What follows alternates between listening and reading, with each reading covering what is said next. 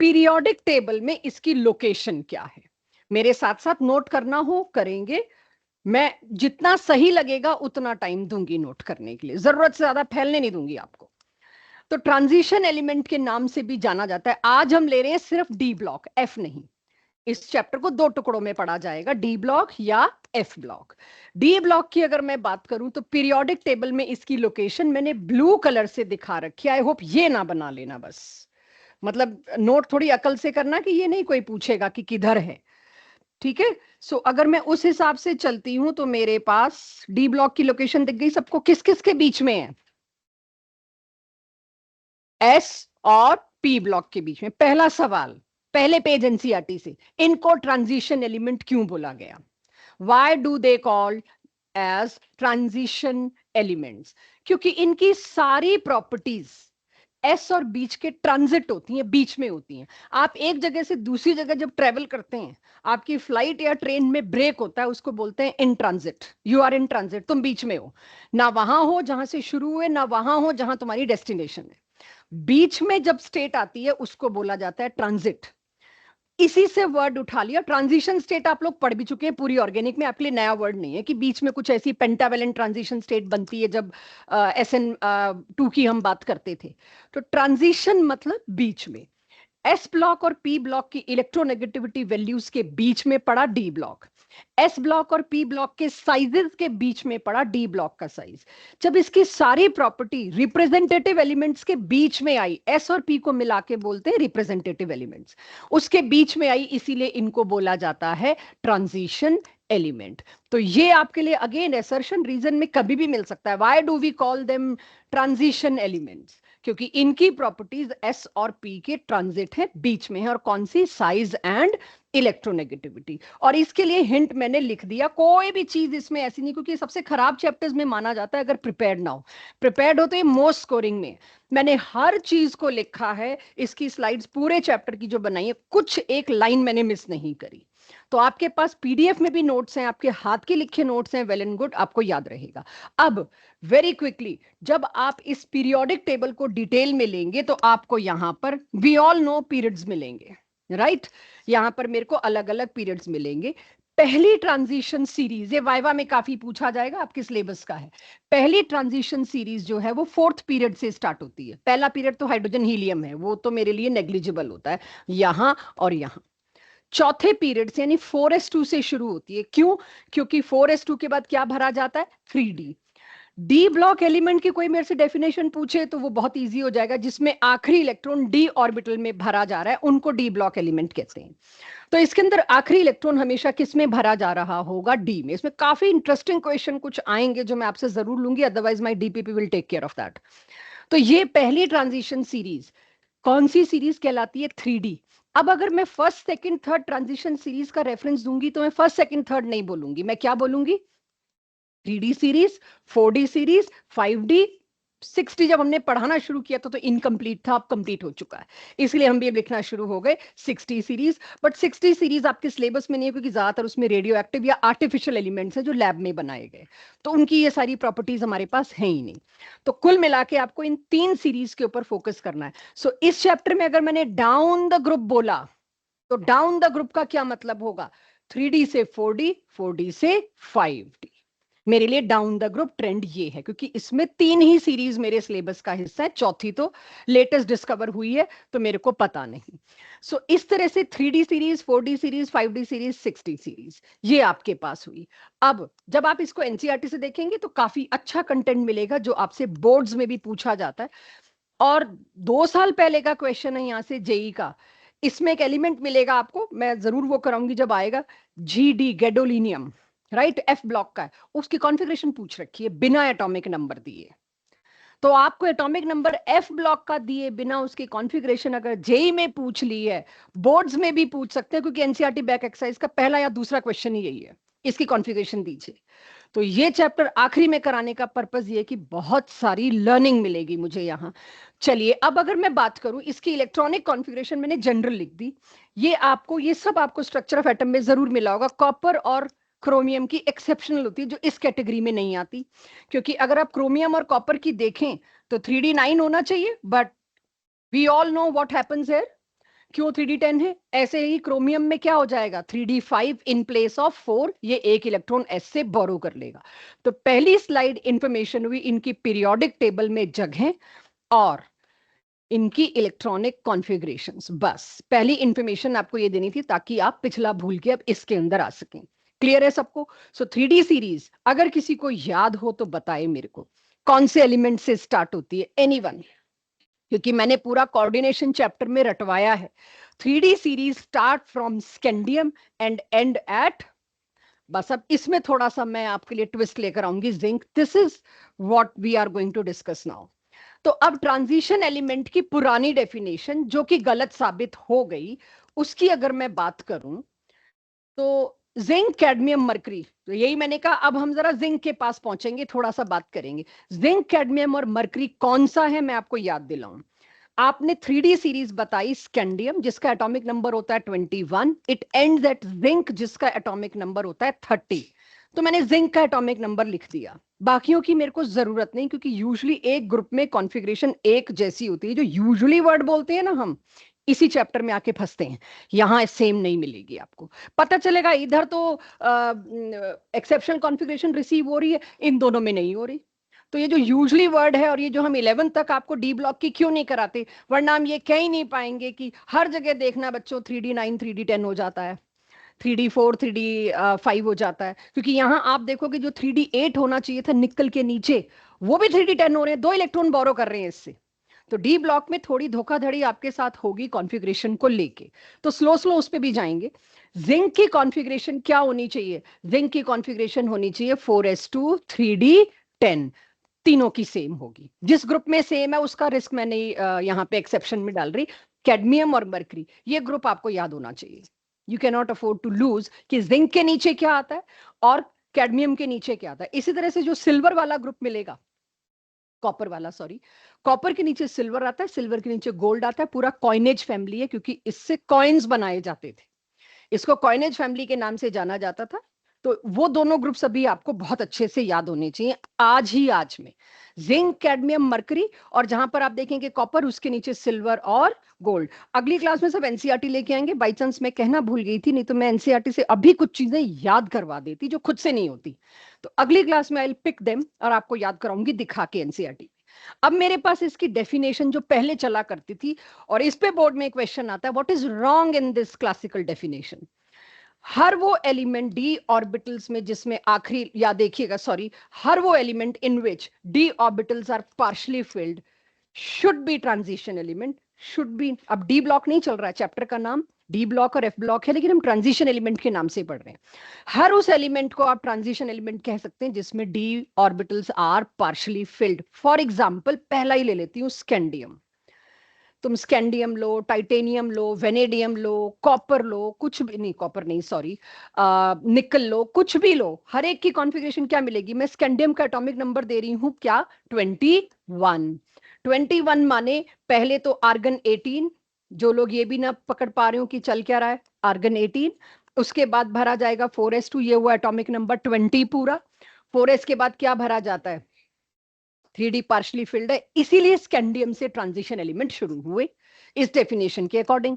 लेकिन जब मैं आई कॉपर पे, तो कॉपर में आर्गन यही 4s2, sorry 4s1।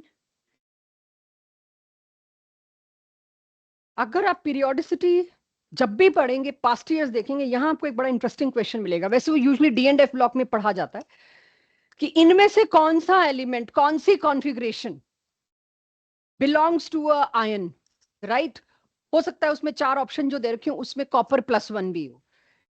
This belong to copper +1, बाहर वाला पहले निकलता है 4s1। आपको यहां पर मैं ये बता दूं, अगर ये पुरानी डेफिनेशन चल रही होती, सही होती, तो कॉपर और उसके पूरे परिवार को मैं ट्रांजिशन एलिमेंट से बाहर कर चुकी होती। Copper, silver, gold, but what I find their properties matching with other transition elements. They all are metals, they all show some stable oxidation states and lots of stuff जो अभी आने वाला है। तो उस हिसाब से कॉपर की प्रॉपर्टीज मैच कर रही हैं ट्रांजिशन एलिमेंट से, और आपकी डेफिनेशन उनको ट्रांजिशन एलिमेंट में नहीं डाल रही, तो मींस डेफिनेशन की गलती है, प्रॉपर्टी तो उसकी भाई ट्रांजिशन से मैच कर रही है। इस वजह से मेरे को डेफिनेशन बदलनी पड़ी, क्योंकि 3 मेटल्स मेरी डेफिनेशन से गायब हो रहे हैं, कॉपर, सिल्वर, गोल्ड।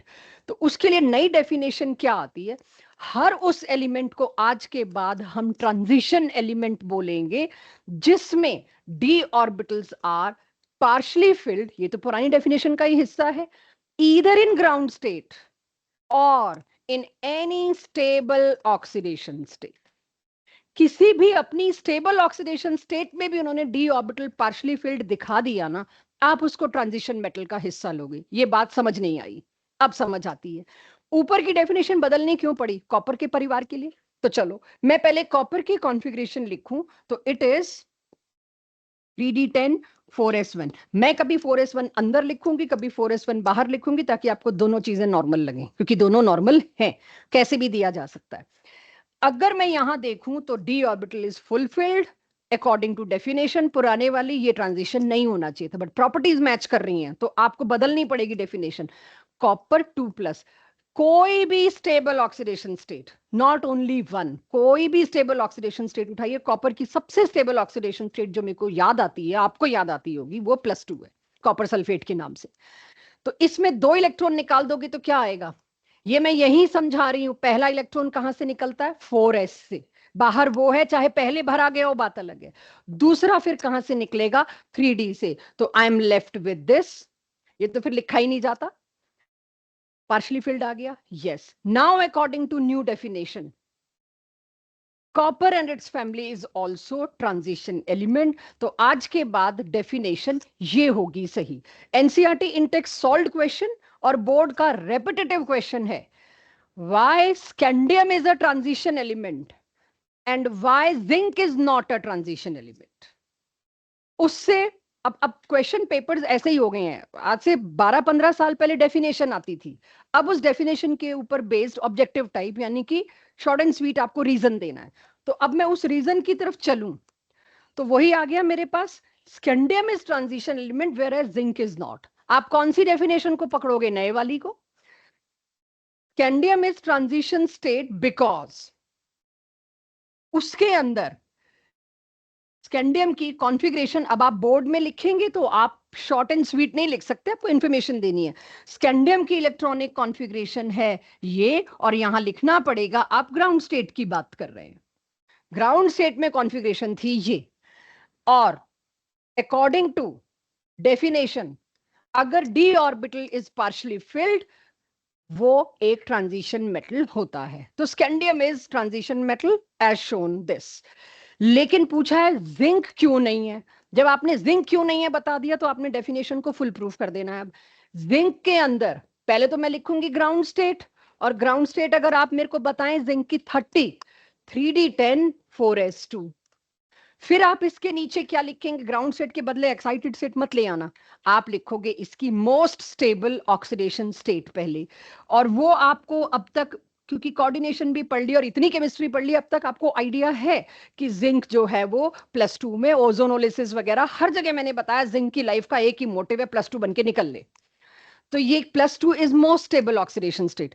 +2 यानी इकलौती स्टेबल ऑक्सीडेशन स्टेट में भी 3d partially filled नहीं है। That is why it is not a transition element। अब याद रखना, पूरे चैप्टर में अगर कोई इक्का दुक्का ट्रेंड आया, this chapter is not about trends at all, अगर कोई ट्रेंड आया, कोई कंपैरिजन आया साइज वाइज का, ई नॉट वैल्यूज का, उसमें जिंक को हम इंक्लूड नहीं करेंगे। जिंक दिखाएंगे जरूर, बट वो ट्रांजिशन मेटल का हिस्सा नहीं है, उसकी कोई प्रॉपर्टी ट्रांजिशन एलिमेंट से मैच नहीं कर रही।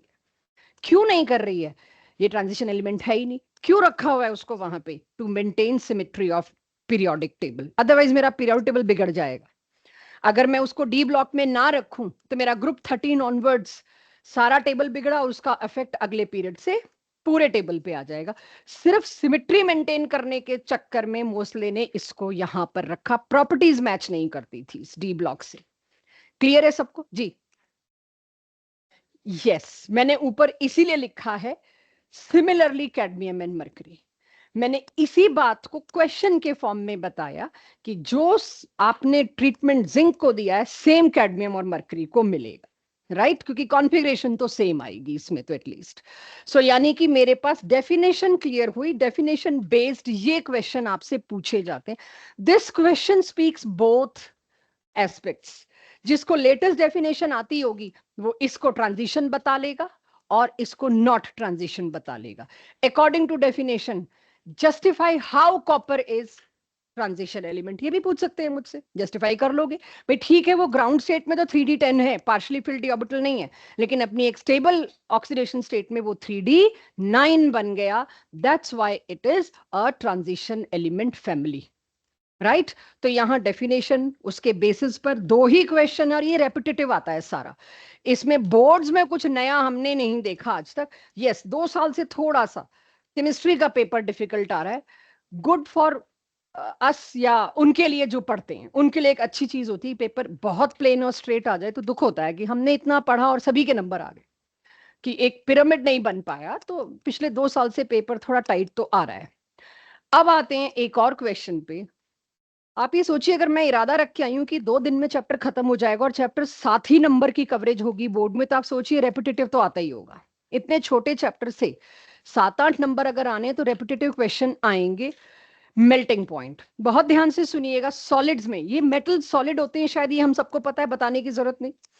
सॉलिड्स में मेल्टिंग पॉइंट किस बात पर डिपेंड करेगा? आपस के फोर्सेस। अब वेंडरवॉल फोर्स मत बोलना, क्योंकि ये सॉलिड्स हैं, मेटल्स हैं, मेटल्स में कोई मॉलिक्यूल नहीं होता। मॉलिक्यूल अगर मैं कार्बन डाइऑक्साइड की बात करूं तो 2 मॉलिक्यूल्स के बीच वेंडरवॉल फोर्सेस हैं, अमोनिया की बात करूं तो 2 मॉलिक्यूल्स के बीच में हाइड्रोजन बॉन्डिंग नाम का वेंडरवॉल फोर्स है। बट मैं अब किसकी बात कर रही हूं? सॉलिड मेटल्स, डी ब्लॉक में सब मेटल्स होते हैं।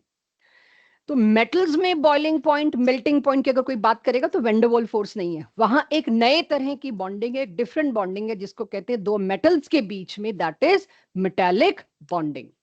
मेटालिक बॉन्डिंग क्या होती है? एक लाइन में सुनिएगा, कुछ लिखना नहीं है उसका। मेटालिक बॉन्डिंग होती है, मेटल की खास बात क्या है? कोई मुझसे पूछे मेटल क्या होता है तो मैं सॉलिड, लशर, सोनोरस नहीं बोलूंगी। केमिस्ट्री की अगर स्टूडेंट हूं तो मैं क्या बोलूंगी? मेटल हर वो चीज है जो इजीली इलेक्ट्रॉन लूज कर दे, इलेक्ट्रोपॉजिटिव। किसी भी इलेक्ट्रोपॉजिटिव नेचर वाले एलिमेंट को हम मेटल कह सकते हैं, हाईली इलेक्ट्रोपॉजिटिव, यानी इसके electrons are loosely bound. Can I say that? Electrons क्योंकि इसके लूजली बाउंड हैं, वो इलेक्ट्रॉन ये छोड़ने को तैयार रहता है। तो अगर मैं आयरन का एक छोटा सा टुकड़ा लाऊं बच्चों, ये सिर्फ सुनना और समझना, ठीक है? अगर मैं आयरन का एक छोटा सा टुकड़ा लाऊं और उसके अंदर बहुत सारे आयरन होंगे, for sure millions of iron atoms will be there, दो आयरन के बीच में क्या बॉन्डिंग हो सकती होगी? कोवेलेंट आयनिक तो भूल ही जाओ, दोनों सेम है। तो क्या बॉन्डिंग होती होगी? जो भी मेटल आप लेकर आए, आयरन, सोडियम, पोटेशियम, जो भी मेटल, मैं इजीएस्ट पिक कर लेती हूँ सोडियम, क्योंकि आयरन में मेरे को इतने डॉट्स बनाने पड़ जाएंगे वैलेंस शेल के। सोडियम के 2 एटम्स, दोनों के पास एक एक इलेक्ट्रॉन है, दोनों रख के राजी नहीं इसको, दोनों कहे कि इसको बाहर फेंको और हमें नियरेस्ट नोबल गैस कॉन्फ़िगरेशन चाहिए। इस तरह से मिलियंस ऑफ सोडियम जो कि पूरी शीट या पूरे ब्लॉक के अंदर फैले हुए हैं, हर कोई अपने एक एक इलेक्ट्रॉन को छोड़ देगा, लूजली बाउंड है, निकल बाहर।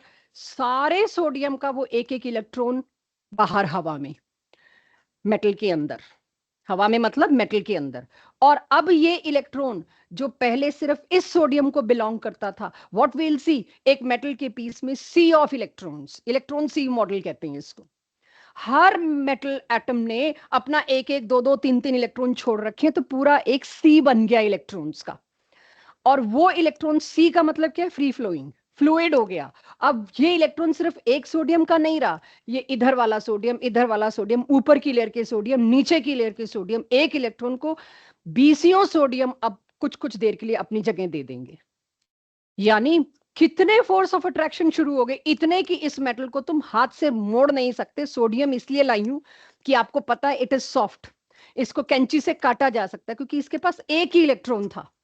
लेकिन अगर आयरन आओ, 6 इलेक्ट्रॉन है उसके वैलेंस शेल में, 6 इलेक्ट्रॉन की जो सी है, और वो 6 इलेक्ट्रॉन कितने आयरन के साथ अट्रैक्टेड है, उनका फोर्स ऑफ अट्रैक्शन इतना ज्यादा आया कि आप आयरन की स्पून को इजीली मोड़ नहीं सकते। तो नंबर ऑफ इलेक्ट्रॉन्स बढ़ते गए तो इलेक्ट्रॉन का सी और डेंस होता गया, इलेक्ट्रॉन का सी डेंस होता गया तो फोर्सेस ऑफ अट्रैक्शन इतने डेंस हो गए कि वो अच्छा सॉलिड बन गया। कभी आपसे कोई पूछे मेटल्स गुड कंडक्टर क्यों है?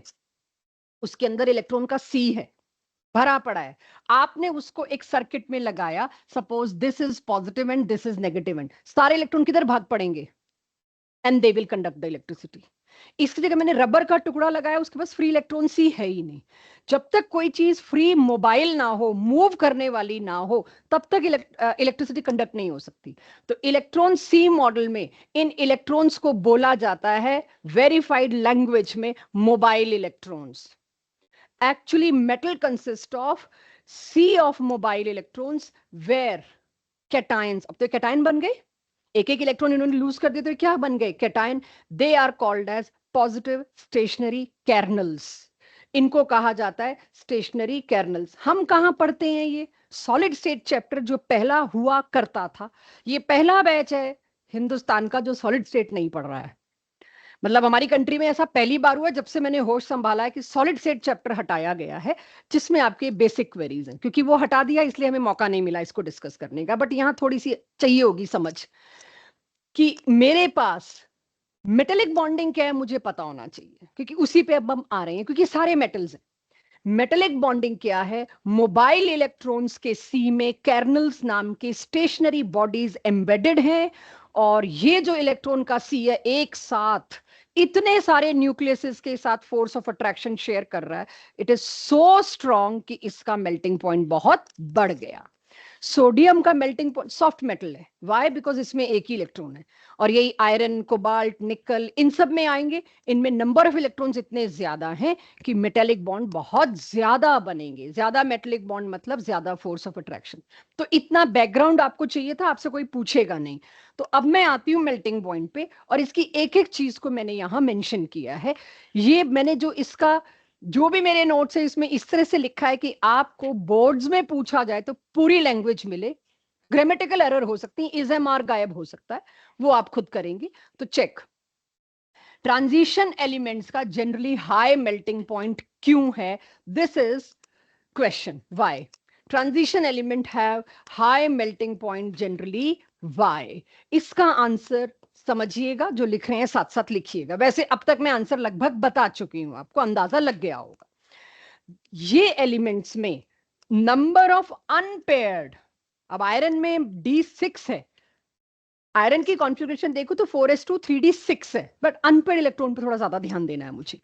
Number of unpaired electrons D orbitals में बढ़ते जाते हैं, ज्यादा होते हैं, एटलीस्ट बढ़ते जाते हैं तो नहीं बात करती, ज्यादा होते हैं। अनपेयर्ड इलेक्ट्रॉन्स का नंबर इनमें काफी है। जो unpaired electron melting point decide करते हैं, क्यों, क्योंकि वो कौन से बॉन्ड में पार्टिसिपेट कर पा रहे हैं, मेटालिक बॉन्ड। ज्यादा नंबर ऑफ अनपेयर्ड इलेक्ट्रॉन, ज्यादा नंबर ऑफ मेटालिक बॉन्ड, ये बिल्कुल वेरीफाइड स्टेटमेंट है। ज्यादा मेटालिक बॉन्ड है तो इसका मतलब मोर metallic bond simply create one situation, that is high melting point. तो पहले तो मुझे ये पता हो कि इनका मेल्टिंग पॉइंट ज्यादा क्यों है। मेल्टिंग पॉइंट को एक और शब्द दे रही हूं, हाँ या ना बताइएगा, दे सकती हूँ, एंथैल्पी ऑफ फ्यूजन। मेल्टिंग को फ्यूजन भी बोलते हैं, और अगर और मैंने टेक्निकल टर्म देनी है तो एंथैल्पी ऑफ फ्यूजन दे देंगे। दोनों हेडिंग्स हैं, बड़े बड़े पैराग्राफ हैं आपके एनसीईआरटी में। Enthalpy of fusion is ditto same melting point, graph तक सेम है दोनों का। तो अब जिनको ये समझ आ गया उनके लिए एक ऑब्जर्वेशन इनके ग्राफ में। तो अब थोड़ा थोड़ा फर्स्ट ट्रांजिशन सीरीज को, सेकंड को और थर्ड को थोड़ा थोड़ा याद करना शुरू करते हैं। I know first transition series scandium से शुरू होती है, बट मेरे एनसीईआरटी के ग्राफ में स्कैंडियम दिया नहीं, शायद डाटा नहीं है, क्लियर कट डाटा नहीं है, इसलिए आपको दिया नहीं। कुछ रेंज होगी, कुछ ऐसा होगा जो हम अभी नहीं दे सकते। ग्राफ स्टार्ट ही टाइटेनियम से हुआ है, चेक। इस येलो ग्राफ को चेक करिए थोड़ा ध्यान से, ये आंखों में घुस जाना चाहिए कि आपको कल को जब एनसीईआरटी से या नोट से रिवीजन करें सिर्फ ग्राफ देखना पड़े, ऊपर नीचे की चीजें ना देखनी पड़े। टाइटेनियम से क्रोमियम तक मेल्टिंग पॉइंट क्यों बढ़ा, अनपेड इलेक्ट्रॉन्स बढ़ रहे हैं। सोचो टाइटेनियम की कॉन्फ़िगरेशन क्या होगी जब स्कैंडियम की 3d1 है, तो टाइटेनियम की क्या होगी 3d2, अनपेड इलेक्ट्रॉन बढ़े ना, तो मेल्टिंग पॉइंट बढ़ा, 3 मेल्टिंग पॉइंट बढ़ा, 3d4 4 अनपेड इलेक्ट्रॉन आ गए, मेल्टिंग पॉइंट तो बढ़ना ही था। भाई इसमें तो 5 आए, गुड। तो उससे क्या हुआ, यस बिल्कुल सही, बोर्ड में 1 नंबर का क्वेश्चन है। मतलब आपके पास, आई एम ऑस्ट्रक, आई एम हैप्पी, पॉजिटिव कि आपने एकदम से आंसर दे दिया। तो सुनिए, आप बिल्कुल सही आंसर पकड़े कि मैंगनीज में 5 अनपेयर्ड हैं, बट वो 3d5 हैं, वो पार्शली फिल्ड है, हाईली स्टेबल इलेक्ट्रॉनिक कॉन्फ़िगरेशन है। जो भी इलेक्ट्रॉनिक कॉन्फ़िगरेशन हाईली स्टेबल होती है, वो electronic configuration not easy to participate in bond formation. तो मेटेलिक बॉन्ड भी तो नॉर्मल बॉन्ड ही है। मेटेलिक बॉन्ड की सॉलिड स्टेट में एमओटी अलग पढ़ाई जाती थी, जो लास्ट ईयर तक हमने पढ़ा है, पढ़ाया है। मेटेलिक बॉन्ड की एमओटी उसी तरह से बॉन्डिंग, एंटी बॉन्डिंग ऑर्बिटल्स और इलेक्ट्रॉन बांटते थे हम, सारा कंडक्टर, गुड कंडक्टर, कोई अच्छा कंडक्टर क्यों है, वो सब एमओटी में था आपके पहले चैप्टर में। वो सब उड़ गया अब हमारे सिलेबस से।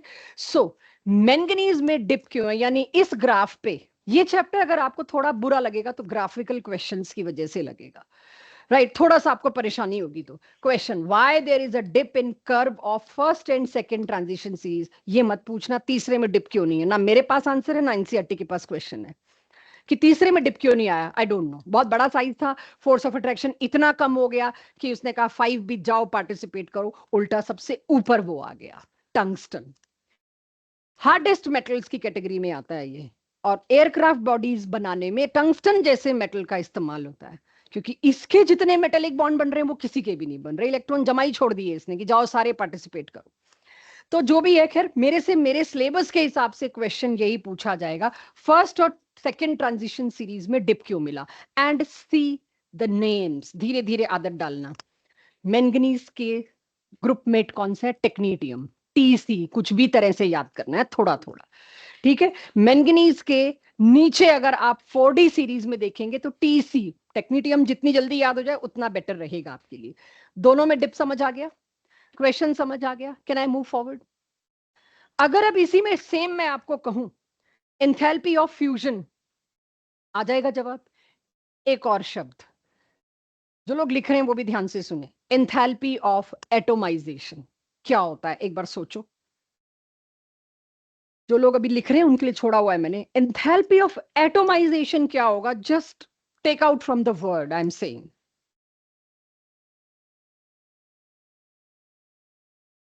ना, atomisation, yes, enthalpy of molecules word भी अभी तो बिल्कुल सही आया, लेकिन यहां मॉलिक्यूल्स बोलना नहीं मैंने, क्योंकि मॉलिक्यूल बनता नहीं, बट एसेंस इज राइट जो बताना चाह रहे हो। एंथैल्पी ऑफ फ्यूजन क्या होता है? फ्यूज करने में कितनी एनर्जी इन्वॉल्व हुई, मतलब मेल्ट करने में। एंथैल्पी ऑफ एटोमाइजेशन क्या होगा? पूरी तरह एटम्स में कन्वर्ट करने में कितनी एंथैल्पी लगी। तो आप एंथैल्पी को ऐसे ही लीजिएगा, एंथैल्पी ऑफ बॉन्ड, बॉन्ड तोड़ने में कितनी एनर्जी लगी। तो एंथैल्पी ऑफ एटोमाइजेशन क्या होगी बच्चों? किसी भी इस ग्रुप के, इस पूरे डी ब्लॉक के मेटल को पूरी तरह एटम्स में कन्वर्ट करने में कितनी एंथैल्पी लगी, वो भी तो कुछ कुछ इसी से होगा। पहले तो मेल्ट करोगे, सॉलिड से लिक्विड बनाओगे, लिक्विड से फर्दर उसको गैस बनाओगे, एटम्स पूरी तरह अलग अलग करने का मतलब क्या? आइसोलेटेड। तीनों में एग्जैक्टली सिमिलर मिलेगा। आप एनसीईआरटी में देखेंगे इन तीनों का graph, trend, reason, everything is same, copy of the graph I have told you. तो ये दो टर्म्स याद रखेंगे आप, enthalpy of fusion and enthalpy of atomization. ज्यादा बार बोर्ड्स में ये पूछा गया है, why enthalpy of atomization of transition element is quite high, ये बहुत बार पूछा गया। तो ये दोनों टर्म्स की आपको आदत होनी चाहिए, बस है मेल्टिंग पॉइंट। ग्राफ भी सेम है, एनसीईआरटी देखेंगे, डिप भी सेम है, टंगस्टन में डिप नहीं है। क्लियर है सबको? तो अब यहां पर मैं ये प्रॉपर्टीज के बाद और आगे शिफ्ट हो रही हूँ। अभी हमारे पास चल रही है सारी फिजिकल प्रॉपर्टीज, मेल्टिंग पॉइंट उसी में आता है। कॉन्फ़िगरेशन के बाद मैंने क्या ली? Physical properties. चलिए, हो गया नोट जो लोग कर रहे थे? चलिए, दो टर्म्स होनी चाहिए, कुछ उसमें लिखना हो तो you people are free. Size को लेके डाउन द ग्रुप पूरे पीरियोडिक टेबल में जनरल ट्रेंड क्या है? इंक्रीजेस। यहां भी मैं ग्रुप माने 3D series, 4D series, 5D series, down the group क्या एक्सपेक्ट कर रही है, और वही होता है साइज इंक्रीज। लेकिन इस चैप्टर में मेरे को अक्रॉस द पीरियड भी बहुत मजेदार चीजें मिलने वाली, जिसकी वजह से चैप्टर अलग बनाना पड़ा। तो मुझे अक्रॉस द पीरियड में ज्यादा समस्या है, डाउन द ग्रुप में कुछ खास नहीं आएगी, जो भी है। तो अब ट्रांजिशन एलिमेंट्स के साइज को लेते हैं, which is very easy, and this will be repeated in F block. वहां मैं बोलूंगी same as previous class. F block जब मैं लूंगी तब आपको ये मैं दोबारा नहीं बताऊंगी। 3D सीरीज सोचिए बच्चों, स्कैंडियम से zinc, same 4D series, same 5D series. Size जैसे जैसे मैं इधर जा रही हूं, अंदाजा आपसे चाहिए, दिमाग आपका चलना चाहिए। Girisha, size decreases, why? Scandium से जिंक। तो उल्टा क्यों जा रहे हो यार? इंटर इलेक्ट्रॉन, अब तो पूरा पी ब्लॉक का टेस्ट अपीयर कर लिया तुमने। एक एक इलेक्ट्रॉन ऐड करते जा रहे हैं, इंटर इलेक्ट्रॉनिक रिपल्शन बढ़ते जा रहे हैं, तो धक्का देके साइज बढ़ाएगा नहीं। Please connect. Inter electronic repulsion बढ़ने से तो रिवर्स पे जाओगे, उससे तो फिर मेरे को साइज बढ़ाना चाहिए, रिपल्शन बढ़ गया। राइट ये होना चाहिए, लेकिन साइज मेरे को फैक्टर डिक्रीज मिला। I am telling you from scandium at least to manganese बोल लो, साइज डिक्रीजेस। एक्सेप्शन है एक दो, उसको भूल जाइए, generally size decreases. What answer will you propose for this fact? Don't predict, propose the explanation. Anyone?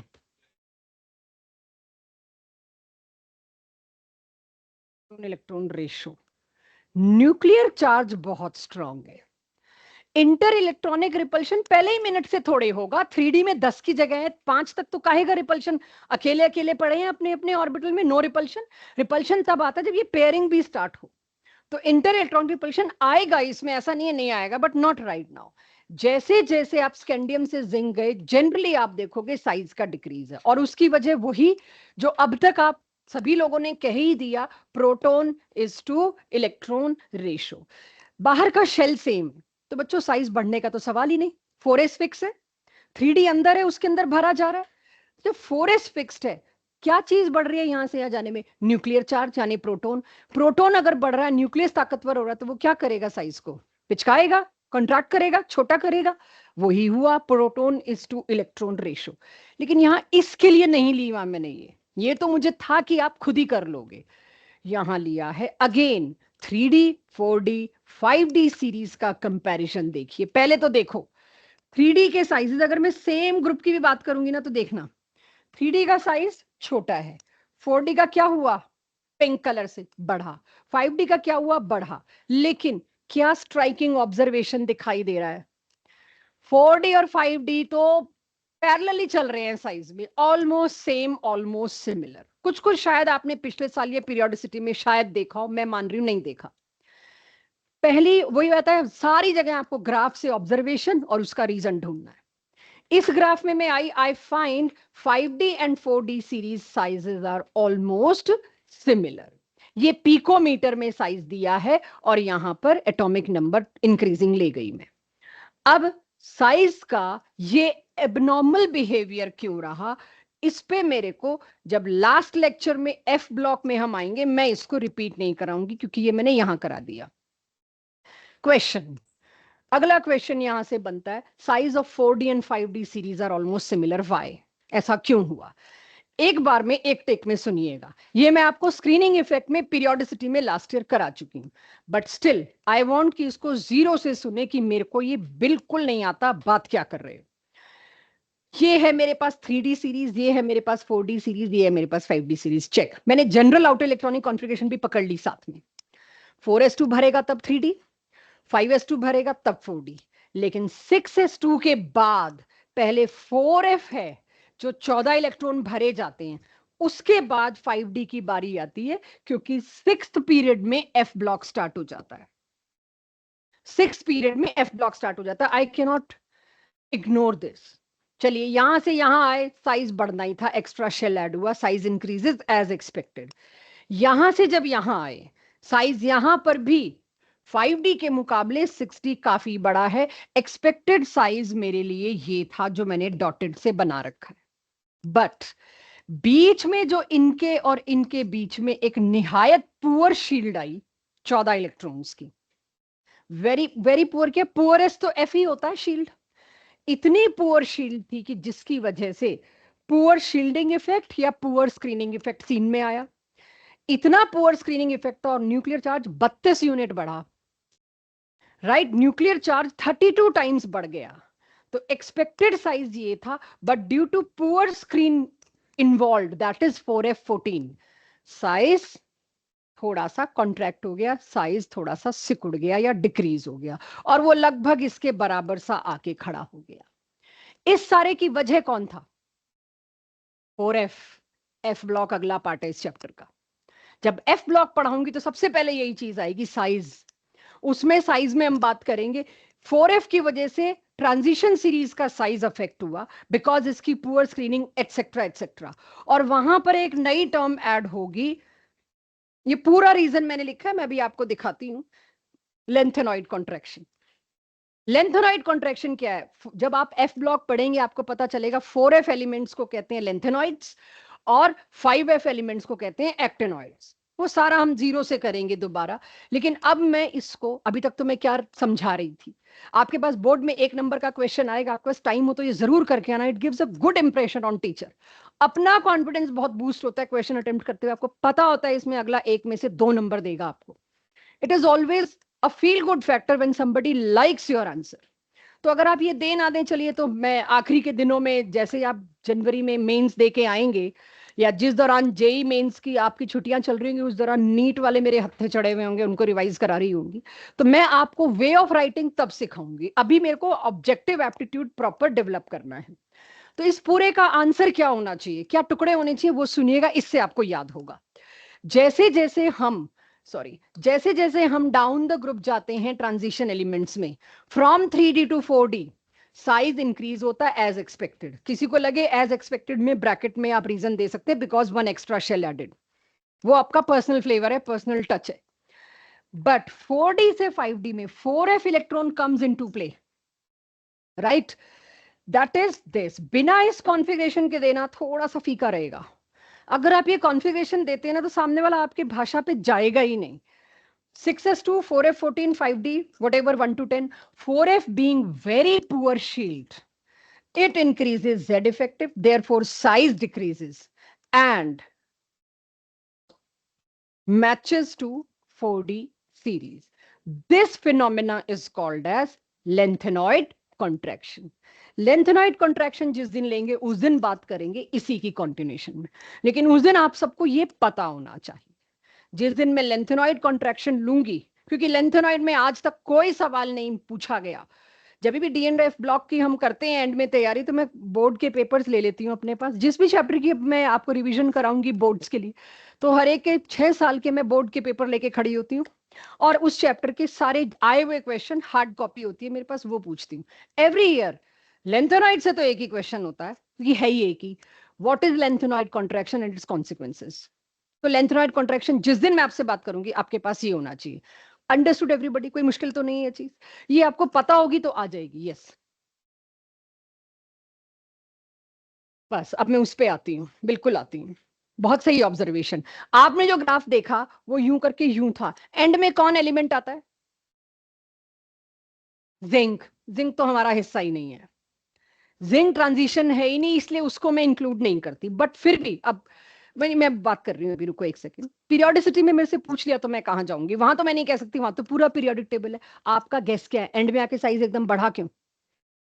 Yes, you yourself know, because inter electronic repulsion 3D 10 हो गया तो साइज बढ़ना है। 3D 8 के बाद ही लड़ाई शुरू हो जाएगी। 3D 7, 3D 8 ask for little bit space, इसीलिए। बाकी जिंक को लेके किसी सवाल का जवाब इस चैप्टर से मत ढूंढना। जिंक की फैमिली को लेके किसी भी सवाल का जवाब इस चैप्टर से नहीं आएगा, वो सिर्फ वहां शो पीस की तरह पड़ा है, क्योंकि वो ट्रांजिशन एलिमेंट से रत्ती भर भी मैच नहीं करता। वो आज और कल के लेक्चर में, अगली क्लास में आपको वैसे ही पता चल जाएगा, हर जगह हम बात करेंगे। तो ये मेरे पास साइज का ओवरऑल डिटेल था ट्रांजिशन एलिमेंट्स में। डाउन द ग्रुप इंपॉर्टेंट है, अक्रॉस द पीरियड में कुछ खास नहीं है।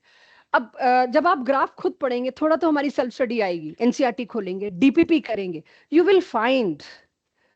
जब आप एनसीईआरटी देखिए, ये तो मैंने अपने हाथ से बनाया, मेरे से तो उतना अच्छा कर्व नहीं बनेगा। जब आप देखेंगे तो 2-3 का तो साइज सेम ही आ रहा होगा लगभग। आप खुद देखेंगे ये चीज, जेई नीट पे ये पकड़ी जाएगी कि इन 3 के साइजेस तो ऑलमोस्ट सिमिलर ही हैं। जब आप एक्चुअल ग्राफ देखेंगे जहां हर एक के नीचे एलिमेंट का नाम और सब होगा, तो आप देखोगे 2-2 पिकोमीटर का फर्क है, तो वो तो ऑलमोस्ट सिमिलर ही हो गए। ये ऑब्जर्वेशन आपका रहेगा, आपका नहीं रहेगा तो मेरी डीपीपी का रहेगा, वहां तो पकड़ेंगे आपको ऑब्जेक्टिव क्वेश्चंस में, ठीक है। आयोनाइजेशन एंथैल्पी में पहले लेक्चर में कभी नहीं कराती, या करा दूं देखी जाएगी, मतलब इसमें कुछ है नहीं, ये आपको आता है जो पीरियोडिक टेबल से हैंडराइटिंग को थोड़ा सा इग्नोर कर दीजिएगा। ये लास्ट ईयर ममता मैम ने लिखी थी 2-3 स्लाइड्स मेरे लिए। I had bad cervical that day, तो लिखवाया उनसे था, पढ़ाया मैंने था। तो डिफरेंस लगेगा थोड़ा सा। आयोनाइजेशन एंथैल्पी, आयोनाइजेशन एंथैल्पी तय करते वक्त सिर्फ 2-3 चीजें ध्यान रखनी चाहिए, एक बार वो रिवाइज कर लो। छोटा साइज ज्यादा आयोनाइजेशन एंथैल्पी, स्टेबल कॉन्फ़िगरेशंस ज्यादा आयोनाइजेशन एंथैल्पी। ये दो बातों को सोच के चलते हैं। इस पूरे में लीस्ट कवर्ड अगर कुछ है तो आयोनाइजेशन एंथैल्पी, क्योंकि उसका कोई ट्रेंड ही नहीं मिला। आयोनाइजेशन एंथैल्पी जनरली, साइज क्या हो रहा है, डिक्रीज, तो जनरली बढ़नी चाहिए, nothing new, left to right. लेकिन इसमें जो ट्रेंड आपको मिलेगा वो बहुत ज्यादा इररेगुलर मिलेगा। मतलब सिर्फ साइज पे नहीं गई बातें, ऐसे कुछ फैक्टर्स पे गई जो आपको अभी पता नहीं, और जो आज मैं ले नहीं रही, आज सिर्फ ट्रेंड बता के चल रही, वो लूंगी मैं अगली क्लास में, लूंगी या जब भी लूंगी। आयोनाइजेशन एंथैल्पी जनरली साइज के साथ इंक्रीज होनी चाहिए थी, इंक्रीज ही हुई, लेकिन फिर भी अगर आप इसकी वैल्यूज देखेंगे तो you will see ionisation enthalpy का ट्रेंड, चाहे डाउन द ग्रुप जाऊं चाहे अक्रॉस द पीरियड जाऊं, काफी इररेगुलर है। और उसके इररेगुलर होने की वजह, आज का मेरा टारगेट नहीं है, थोड़ा सा डिफिकल्ट है, अगली क्लास में लूंगी, वो आज का टारगेट नहीं, आज का चैप्टर काफी प्लेन रखा हुआ है। लेकिन अगर आपसे कोई इस तरह के सवाल पूछे, क्रोमियम और कॉपर, आप सोच रहे चैप्टर नहीं चल रहा, +1 में हो, किसकी सेकंड आयोनाइजेशन एंथैल्पी, क्रोमियम और कॉपर नहीं, सॉरी, क्रोमियम और मैंगनीज, किसकी सेकंड आयोनाइजेशन एंथैल्पी ज्यादा होगी? क्रोमियम की कॉन्फ़िगरेशन है 3d5s1, मैंगनीज की है 3d5 4s2। ये तो मुझे बताने की जरूरत नहीं कि इसकी क्यों ज्यादा होगी। सिमिलरली आपसे मैं कॉपर और निकल में पूछ लूं, तो इस तरह की आयोनाइजेशन एंथैल्पीज तो आप बता लोगे। जिंक और मैंगनीज में मैं अगर कहूं भाई सेकंड आयोनाइजेशन एंथैल्पी बड़ी कम है, बड़े आराम से निकल रहा है, क्यों निकल रहा है जिंक में सेकंड आयोनाइजेशन एंथैल्पी बताना। जिंक की क्या है configuration, second ionisation enthalpy is very low, क्योंकि एक इलेक्ट्रॉन आपने चलो निकाला, दूसरा निकालने के बाद इसको फुलफिल्ड मिल रहा है 3d10, 3d10 fulfilled configuration quite stable में आता है। तो आपसे आयोनाइजेशन एंथैल्पी में फॉर टुडेज लेक्चर इस तरह के क्वेश्चन आपको आने चाहिए बस। इरेगुलर क्यों है ट्रेंड, क्या दिक्कत हो गई, वो मैं बाद में लूंगी, बाद में मतलब चैप्टर खत्म होगा तब लूंगी, अभी नहीं लूंगी, अभी कॉन्सेप्ट उलझ ना जाए। तो आयोनाइजेशन एंथैल्पी में आपको क्या पता होना चाहिए, द यूजुअल्स। गिरीशा जाएं और पानी पी के आए, बहुत ज्यादा नींद में और ये रेगुलर हो रहा है, check your biological clock, whatever you are doing. Inorganic नहीं सरवाइव कर सकते तुम नींद में, तुम्हें एक्टिव होना पड़ेगा। तो आयोनाइजेशन एंथैल्पी के लिए आई am saying don't note it, इसको मैं पूरा एनसीईआरटी आपका बहुत प्रॉपर कन्वर्ट करती हूँ लास्ट, एकदम लास्ट में। बट इतना पता रहे कि डीपीपी के कुछ क्वेश्चन खराब ना हो आपके, कि जहां पर भी कुछ कॉन्फ़िगरेशन रिलेटेड है वो तो कर लेंगे हम, बस अभी मैंने इतना ही पढ़ा है तो नोट मत करना आयोनाइजेशन एंथैल्पी, इसको अच्छा नोट कराऊंगी जो मेरे लास्ट में है। अब आ जाते हैं आज की आखिरी सेट ऑफ प्रॉपर्टीज पे जो मेरे टारगेट में है। राइट, मेरा टारगेट है 16 स्लाइड तक तो पहुंचू ही पहुंचू, और उससे ज्यादा टाइम मिल गया तो थोड़ा सा और पढ़ा सकूं, बाकी 2 लेक्चर में जाता है तो 16 और 16 स्लाइड डिवाइड की है मैंने, reason is 32 slides full chapter. So अब अगर मैं आगे आऊं तो मेरे को क्या पकड़ना है, इस चैप्टर की अगर कुछ हार्ट बीट है तो ये, अभी तक तो सिर्फ फिजिकल प्रॉपर्टीज चल रही थी, ऑक्सीडेशन स्टेट्स। मेरे को थोड़ा पी ब्लॉक याद कराओ, टाइम है मेरे पास अभी। पी ब्लॉक में कोई भी ग्रुप अपनी पसंद का पकड़ लो, उनकी पॉसिबल ऑक्सीडेशन स्टेट्स के बारे में बात करनी है मुझे। कार्बन फैमिली पुराना हो गया ना, इसलिए वो पकड़ रही हूँ, लेटेस्ट तो तुमने ऑक्सीजन पढ़ा है मेरे से। कौन सी 2 ऑक्सीडेशन स्टेट्स, आर्जा, आशीष, प्रभव, प्रिया, कौन सी 2 ऑक्सीडेशन स्टेट्स पॉसिबल हैं ग्रुप 14 कार्बन फैमिली में, +4 एंड +2। नीचे वाले मेंबर्स में कौन, तो एक स्टेटमेंट बोल रही हूं अगेन चेक, पी ब्लॉक में higher members show lower oxidation states, ठीक है। अच्छा, +2 और +4 में कितना डिफरेंस है, 2 यूनिट्स का, ये सबको याद है। अब यहां क्योंकि ये एक जमाने का बोर्ड का क्वेश्चन है जब पी ब्लॉक सिलेबस में होता था, पी ब्लॉक और डी एंड, ये कौन टिक टिक कर रहा है, इट्स अ पर्सनालिटी डिसऑर्डर, मत करिए ये टिक टिक टिक टिक करना, पेन हिलाना, जो भी है स्टॉप इट, ये पर्सनालिटी डिसऑर्डर है, मत डेवलप होने दीजिए इसको। ये बाद में बहुत महसूस कराया जाएगा आपको। तो ऑक्सीडेशन स्टेट को लेके ये इंफॉर्मेशन आपके पास पी ब्लॉक की है। Let's switch to D block, क्योंकि पी ब्लॉक और डी ब्लॉक की ऑक्सीडेशन स्टेट्स का डिफरेंस पूछा जाता था बोर्ड में। अब तो पी ब्लॉक हटा दिया। पहला और इस चैप्टर के अलग से बनने का मतलब ये था इसकी वेरिएबल ऑक्सीडेशन स्टेट। हम इसको पी ब्लॉक के साथ हैंडल ही नहीं कर सकते थे। कहने का मतलब क्या है, ट्रांजिशन एलिमेंट की मोस्ट इंपॉर्टेंट प्रॉपर्टी, और मैं सबसे ज्यादा टाइम इसी पे लगाने वाली हूं, that is variable oxidation states. Variety of oxidation states हैं, और सारी की सारी ऑक्सीडेशन स्टेट्स जो आपको भी मैं गिनवाऊंगी, they differ by 1 unit. P block में दे डिफर बाय 2 यूनिट, क्योंकि एक्साइट करके लेके जा रहे थे, 2 अनपेयर्ड पैदा हो रहे थे। यहां ऐसा कोई सीन नहीं होने वाला। तो they differ by 1 unit. Check कर लो, आयरन की 2 ऑक्सीडेशन स्टेट्स, +2 +3 आपके सामने। अभी आपको आयरन आता है, उसके अलावा आता नहीं, इसलिए मैं कुछ और कोट नहीं कर पा रही, मैंने सिर्फ आयरन इसलिए कोट किया। हायर ऑक्सीडेशन स्टेट्स की स्टेबिलिटी नीचे बढ़ रही है, उल्टा हो गया पी ब्लॉक से। पी ब्लॉक में हायर ऑक्सीडेशन स्टेट नीचे बढ़ नहीं पा रहे थे, क्योंकि इनर्ट पेयर इफेक्ट सीन में आ जाता था। यहां पे जस्ट उल्टा है, हायर ऑक्सीडेशन स्टेट्स की नीचे स्टेबिलिटी बढ़ती है। हायर मेंबर्स में higher oxidation states, heavier members में हायर ऑक्सीडेशन स्टेट। टर्म चलेगी। ये बहुत बड़ा एक पेज है एनसीईआरटी का, फुल पेज है। इस पे उसको मैंने पॉइंट्स में डिवाइड कर दिया। इतना बड़ा पेज है, बिना पैराग्राफ के आपसे तो पढ़ा ही ना जाए, उसके छोटे छोटे पॉइंटर्स मैंने बनाए हैं। Check a very important part, chromium, molybdenum, tungsten. I hope आपको याद हो मेरा पर्पस क्या है यहां पर। जैसे मैंने आपको कॉपर, सिल्वर, गोल्ड याद कराने की कोशिश करी, जिंक, कैडमियम, मरकरी, मतलब आपको फ्लो में आ जाना चाहिए 2-3 लेक्चर में कि ये तो पता ही है। ठीक है, ये याद करा रही हूँ। क्रोमियम D4 वाला, जिसका D4 किस में बनता है, D5 में। क्रोमियम, मॉलिब्डेनम, टंगस्टन, ये वो वही है डिप से जस्ट पहले। मेरे को लगता है मैंने कुछ गलती ना की हो, चेक करो। टंगस्टन तो मैंगनीज के उधर होता है, एक बार चेक करो किसी के पास एनसीईआरटी वॉल्यूम 1 हो तो। वो तो चलो ग्राफ में मैंने बाकी नहीं लिखे थे ना, इसलिए मैं बच जाऊंगी कि गलती नहीं हुई। यहाँ नहीं बच सकती, अगर गलती हुई है तो निकालना जरा। किसी के पास भी वॉल्यूम 1 है तो देखना, क्रोमियम के नीचे मॉलिब्डेनम, और मॉलिब्डेनम के नीचे क्या है, इसी पेज पे मैंने जो खोल रखा था तुमने। क्रोमियम के नीचे मॉलिब्डेनम, मॉलिब्डेनम के नीचे, तो इट इज करेक्ट। ठीक है, चलिए इधर आइए।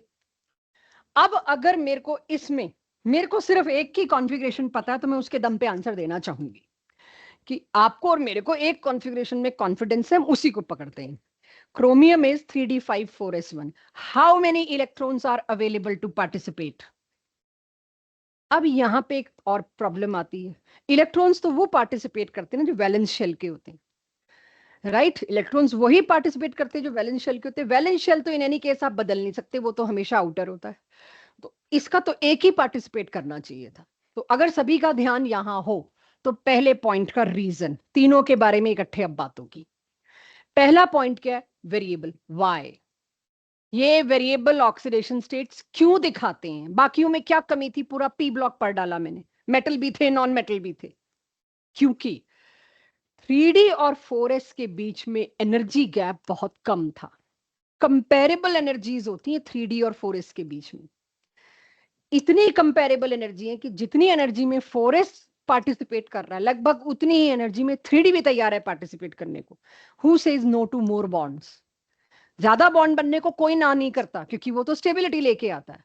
तो बिकॉज ऑफ कंपेरेबल एनर्जीज, तो कोई मेरे से पूछे, और बोर्ड्स में तो पूछा जाता है, असर्शन रीजन में पूछा जाता है, वेरिएबल होने का रीजन क्या है, comparable energies of n-1d and ns orbitals. इन दोनों ऑर्बिटल्स की कंपेरेबल एनर्जीज की वजह से सारे इलेक्ट्रॉन्स पार्टिसिपेट करने मैदान में आ गए, इसीलिए वैरायटी बढ़ गई। 1 2 3 4 जितने मांगो उतने दे देंगे, कोई ऑक्टेट कंप्लीट करने का तो लॉजिक ही नहीं रह गया मेरे पास। इसीलिए they differ by 1 unit, not by 2 unit, कि जितने भी हैं वो सब पार्टिसिपेट करने को तैयार है। इसीलिए सिलेक्टेड नंबर तैयार हो जाता है, वो अभी आपको दिखाई देगा जब ऑक्सीडेशन स्टेट पे खूब टाइम लगाया जाएगा।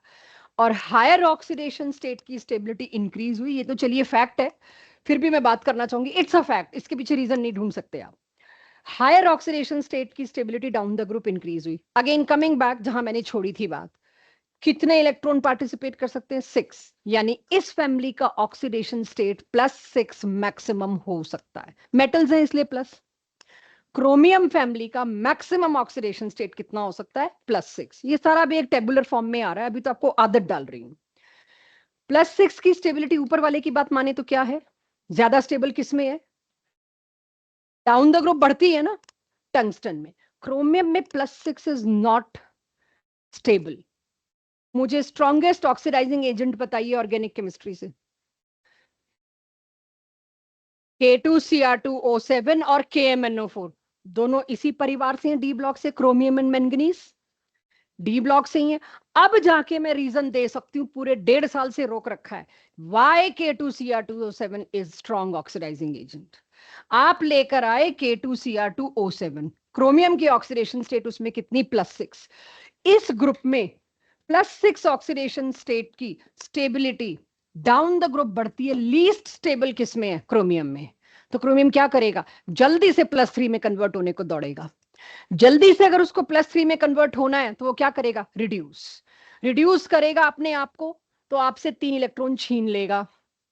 और Cr2 दो क्रोमियम आपसे कितने इलेक्ट्रॉन छीन लेंगे? 6। तो हो गया ना, एक झटके में 6 इलेक्ट्रॉन जो खींच रहा है, हो गया strong oxidizing agent. Because chromium की, अब ये देखिए, K2Cr2O7 is strong oxidizing agent as chromium की 6 ऑक्सीडेशन स्टेट इजिली रिड्यूस हो जाती है because it is not so stable. तो मेरा तो मन किया मैं मॉलिब्डेनम और टंगस्टन की लेके आती हूँ +6, देखते हैं वो क्या करता है। तो आपसे सवाल ये भी पूछा जा सकता है, थोड़ा सा जेई और नीट में चली गई एनसीईआरटी से बाहर, कि K2Cr2O7 का काउंटर पार्ट में मॉलिब्डेनम का ऑक्साइड ले आऊं, मैं टंगस्टन का ऑक्साइड ले आऊं, वो भी तो +6 में है, वो भी तो K2Cr2O7 की तरह यूज हो सकते थे। नहीं, क्योंकि इनकी +6 निहायत स्टेबल है, हिलेंगे ही नहीं, ये +3 जाने के लिए बैठे रहो। तो why not other transition elements? Why only chromium manganese? Because of this reason. एक तो ऑक्सीडेशन स्टेट का नंबर ज्यादा, 6, 7, 5 यही वाले होंगे ज्यादा इलेक्ट्रॉन खींचने वाले। तो 3 पॉइंट्स में किसी को भी लगता है कुछ जमी नहीं बात, मुझे पहले बताइए, क्योंकि ये बैकबोन है चैप्टर की। इसी के दम पे 2 लेक्चर में खत्म होता है, वरना 4 भी लग जाते हैं। मैंने 23 नवंबर को आपका अगला माइनर टेस्ट प्लान किया। मैंने वर्स्ट कंडीशंस को ध्यान में रखते हुए इसके लिए 4 लेक्चर छोड़े हैं।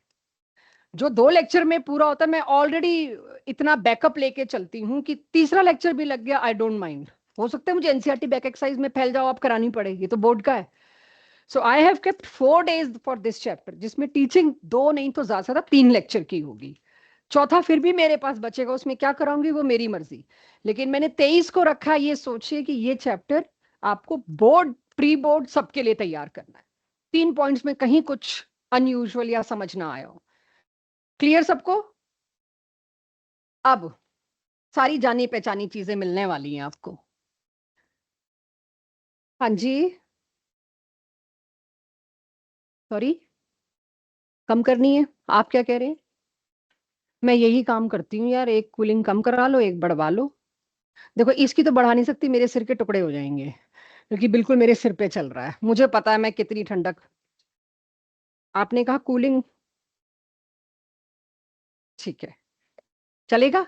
अब एनसीईआरटी अगर किसी के पास हो तो वो एक पेज खोलें जिस पे ये टेबल है, और नहीं है तो ये टेबल मैंने यहां ला दिया, ये एनसीईआरटी का ही टेबल है।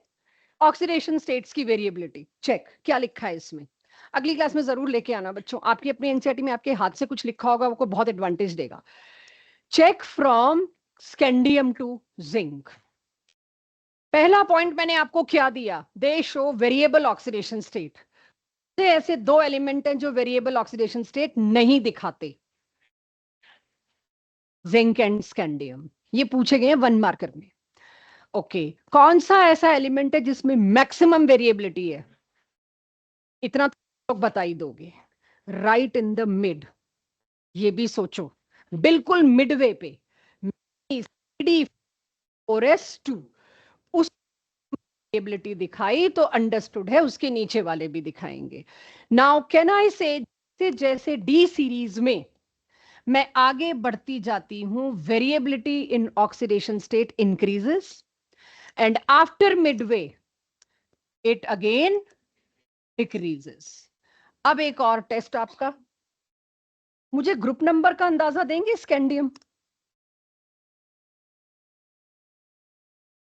ग्रुप नंबर पीरियोडिक टेबल में थर्ड. अगर तो ग्रुप नंबरिंग 1 2 3 4 से लेके 18 तक जानी होती है तो ये ग्रुप नंबर कौन सा है? थर्ड. मैंगनीज का ग्रुप नंबर कौन सा है? क्रोमियम का ग्रुप नंबर? कुछ सिमिलैरिटी दिख रही है? एसर्शन रीजन में खूब मिलेगा ये कि डी ब्लॉक एलिमेंट्स में ग्रुप नंबर जो है वही मैक्सिमम ऑक्सीडेशन स्टेट पॉसिबल हो सकती है. और अगर आप देखो तो पीरियोडिसिटी चैप्टर में लोकेशन कराते थे हम, कौन सा ग्रुप है, वो यही तो थी. डी ब्लॉक में आप कैसे लोकेट करते थे? आप जनरल कॉन्फ़िगरेशन लिखो, सपोज आपका आया NS2 और N-1 D5, हम कहते थे D और S को सम कर दो, वो है ग्रुप नंबर. और ऑक्सीडेशन स्टेट क्या है? जितने भी डी में इलेक्ट्रॉन और एस में इलेक्ट्रॉन है वही ऑक्सीडेशन नंबर है मैक्सिमम पॉसिबल. तो मैक्सिमम पॉसिबल ऑक्सीडेशन स्टेट क्या है? एस और डी में मिला के कितने इलेक्ट्रॉन. ग्रुप नंबर क्या है? एस और डी में मिला के कितने इलेक्ट्रॉन. तो बात तो सेम ही होगी. तो आप ये देखेंगे, ये तो बोर्ड के असर्शन रीजन में मिलेगा आपको क्वेश्चन, कि जैसे जैसे हम मतलब ऑक्सीडेशन स्टेट के अंदर maximum oxidation state of whatever element they want to choose matches with group number, yes, but up till midway. Iron में नहीं फैल सकती मैं, इसका ग्रुप नंबर तो 8 है जी, इसकी 8 होगी, नहीं. ये लर्निंग ये आपसे एक्सपेक्टेड है कि जैसे जैसे मैं मैंगनीज तक आई हूं वेरिएबिलिटी बढ़ रही है. दो ऐसे भी है जो वैरायटी नहीं दिखाते, कॉपर, अब याद हो जाना चाहिए. अच्छा, शायद इतना भी दिख रहा हो आपको इसमें, हर एक में कोई एक ऑक्सीडेशन किया है. अगर एनसीईआरटी बैक एक्सरसाइज में कोई ऐसा क्वेश्चन मिला जिसमें पूछ लिया इसकी कौन सी ऑक्सीडेशन स्टेट सबसे ज्यादा स्टेबल है, क्यों का जवाब मेरे पास नहीं होगा, आना भी मत, मैं बहुत साल से त्रस्त हूं कि आयरन की आप अगर देखो दोनों इक्वली स्टेबल होती हैं, हम पढ़ाते हैं, और इसमें दोनों बोल्ड करके दे रखी हैं. आप ये नहीं पूछ सकते +4 क्यों नहीं है. I have no answer for this. That is why this chapter is little bad, कि मेरे पास बहुत से सवालों के जवाब नहीं है, दे नहीं सकती मैं आपको. बहुत आगे की केमिस्ट्री चाहिए, वो आपके बस की नहीं. आधा सिलेबस तो काट कूट के दे दिया आपको. तो जो भी बोल्ड है वो आपको याद करने पड़ेंगे. एनसीईआरटी बैक एक्सरसाइज में क्वेश्चन है इसकी कौन सी टॉप 2 ऑक्सीडेशन स्टेट स्टेबल है. It should be your learning. Clear ये टेबल? तो अभी तक मैंने सिर्फ 3 पॉइंट ऑक्सीडेशन स्टेट्स के डिस्कस किए. पहला क्या? वेरिएबिलिटी. दूसरा, डिफर बाय 1 यूनिट. तीसरा, heavier member show higher oxidation state. ऊपर किस सीक्वेंस में लिखा हो, लेकिन मैं रैंडमली बोल रही हूं. क्या मेटल्स कहीं पर 0 ऑक्सीडेशन स्टेट दिखाते हैं? जल्दी मत करा करो आंसर, इनऑर्गेनिक है. चैप्टर पढ़ा चुकी पूरा, कोऑर्डिनेशन कंपाउंड. कार्बोनिल्स में आयरन, निकल, मैंगनीज, कोबाल्ट सब 0 ऑक्सीडेशन स्टेट दिखाते हैं. तो नहीं की जल्दी नहीं करिए, आंसर की जल्दी नहीं करिए, दिमाग पे जोर दीजिए तभी चलेगा. ठीक है? तो ये जो भी आपके उस पूरे पैराग्राफ में दिया है, मैं एक एक करके पॉइंटर उठा लाई. दीज मेटल्स, ये वाले मेटल्स जो हम पढ़ रहे हैं, of course also show 0 oxidation states in carbonyls. मैंने एक निकल का एग्जांपल लिख दिया, चैप्टर पूरा तुम्हारे पास है. कोऑर्डिनेशन सबसे ज्यादा कॉमन इसमें +2 ऑक्सीडेशन स्टेट होगी. मुझे जवाब चाहिए क्यों, इसका दे सकते हो आप. पूरे उसमें अगर आप देखो, दोबारा दिखा दूं, +2 तो लगभग सब में है, क्योंकि वैलेंस शेल में 2 इलेक्ट्रॉन तो हर जगह मिल रहे हैं. इसीलिए ये सारे जेई नीट के असर्शन और स्टेटमेंट वाले क्वेश्चन के लिए मेरे को ज्यादा टेंशन है, बाकी तो मुझे दिक्कत नहीं आएगी. Last, up to midway maximum oxidation number matches to group number. Maximum oxidation state total S और D इलेक्ट्रॉन्स. डन, ये हो चुका, वो मैंने टेबल में दिखा दिया. स्कैंडियम से शुरू हुए मैंगनीज में मैक्सिमम और एंड तक जाते. जिंक मैंने लिखा भी नहीं है क्योंकि जिंक ट्रांजिशन है नहीं, मैंने कॉपर पे एंड किया इंफॉर्मेशन को. तो ऑक्सीडेशन स्टेट को लेके मेरे पास ये 6 पॉइंट्स थे। अगर मेरे से कुछ मिस हुआ है तो 7वां पॉइंट आप लाएंगे जब एनसीईआरटी पढ़ेंगे, या डीपीपी में कुछ इंफॉर्मेशन मिले जो मेरे से आज नहीं आई यहां पर, वो आप लेके आएंगे। क्लियर सबको? तो ये ऑक्सीडेशन स्टेट पर बहुत सिंपल सिंपल चीजें थी जो आपको याद होनी चाहिए। रीजन पता नहीं कहां पूछते हैं कहां नहीं, मैं जितनों के दे सकती थी दिए या आपसे निकलवाए। आगे चल सकती हूँ ऑक्सीडेशन स्टेट से। नोट फास्ट करना है रक्षिता। ऑनलाइन में कोई भी बालक नहीं है जिसका कैमरा चलता हो?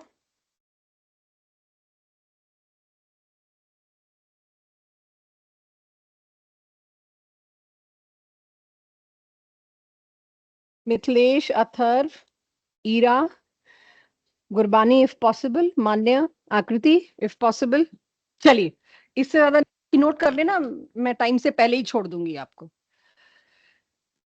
जिनके पास एनसीईआरटी हो वो इसमें एनसीईआरटी देखें ग्राफ, बट मेरा अगली स्लाइड पे ग्राफ बना हुआ है, इसका रिपीट स्टाफ भी नहीं कर पाएगा। ये टॉपिक से स्टाफ भी परेशान होता है, उनको उस तरह से बताना नहीं आता जिस तरह से मैं आपको बता पाती हूँ, वो खुद कंफ्यूज हो जाते हैं काफी बार। तो डी एंड एफ ब्लॉक मैं अवॉइड ही करती हूँ कि आप स्टाफ से रिपीट करें, because they will give you that लंबा मेथड हर चीज का, ये शॉर्ट शॉर्ट नहीं देंगे वो। तो इस वाले पॉइंट को मेरे साथ समझ लेना, ठीक है? इसको रिपीट के भरोसे मत छोड़ना उन लोगों के लिए जिनकी अक्सर आदत है कि रिपीट में कर लेंगे। ई नॉट वैल्यूज क्या होती है? ई नॉट वैल्यूज रिडक्शन पोटेंशियल। अगर मैं स्टैंडर्ड की बात करूं, कुछ ना दे रखा हो तो यहां पर रिडक्शन, मैंने तो फिर भी दे दिया। M2+ से M बनना, पहले तो बताइए किसी भी मेटल के लिए रिड्यूस होना पॉसिबल है? नहीं। मेटल की नॉर्मल टेंडेंसी क्या है? मेरे से इलेक्ट्रॉन ले लो और +2 +3 +4 जो मर्जी ऑक्सीडेशन स्टेट उसमें रहने दो, I am happy to be that. लेकिन आपको मजबूरी है, आपको रिडक्शन पोटेंशियल में बात करनी है तो उसको उल्टा करना पड़ता है। तो पहले ही मिनट से कंफ्यूजन की वजह बता रही हूं। आप लोग ये जो देख रहे हैं इसका मतलब ये नहीं है कि मेटल रिड्यूस हो रहे हैं, इसका मतलब है अगर मेटल को रिड्यूस करना पड़ा तो, हो वो ऑक्सीडाइज रहे हैं, लेकिन अगर रिड्यूस करना पड़ा जैसे ई नॉट में आपने देखा है टू कंपेयर, आपको इसको उल्टा करना है। तो ई नॉट वैल्यूज M2+ और M की जब मैंने देखी तो क्या आएंगी? पॉजिटिव में कि नेगेटिव में? ये चेंज तो फेवरेबल है ही नहीं, मेटल तो पॉजिटिव में दिखाना, मेटल तो ऑक्सीडाइज होगा। तो ऑक्सीडेशन पोटेंशियल को जब हम रिडक्शन पोटेंशियल में कन्वर्ट करते हैं, आगे क्या लगाते हैं? माइनस। यानी इन सब की वैल्यू आपको किस में मिलने वाली है? उसका मतलब क्या है भाई? रिडक्शन पॉसिबल ही नहीं है। एक्चुअल में तो क्या पॉसिबल है? ऑक्सीडेशन। आपने जबरदस्ती किया है उल्टा, तो आपको क्या साइन लगाना पड़ा? नेगेटिव। इस बात को ध्यान रखोगे तो आगे वाली 3 स्लाइड में आपको कोई दिक्कत नहीं होगी। यानी कि चेंज जो ऊपर लिखा हुआ है ये इसकी पसंद का चेंज नहीं है, इट इज नॉट पॉसिबल। आप अपनी कॉपी में कर रहे हो जो कर रहे हो, प्रैक्टिकली ये नहीं हो रहा। इसकी पसंद का चेंज क्या है? ऑक्सीडाइज होना।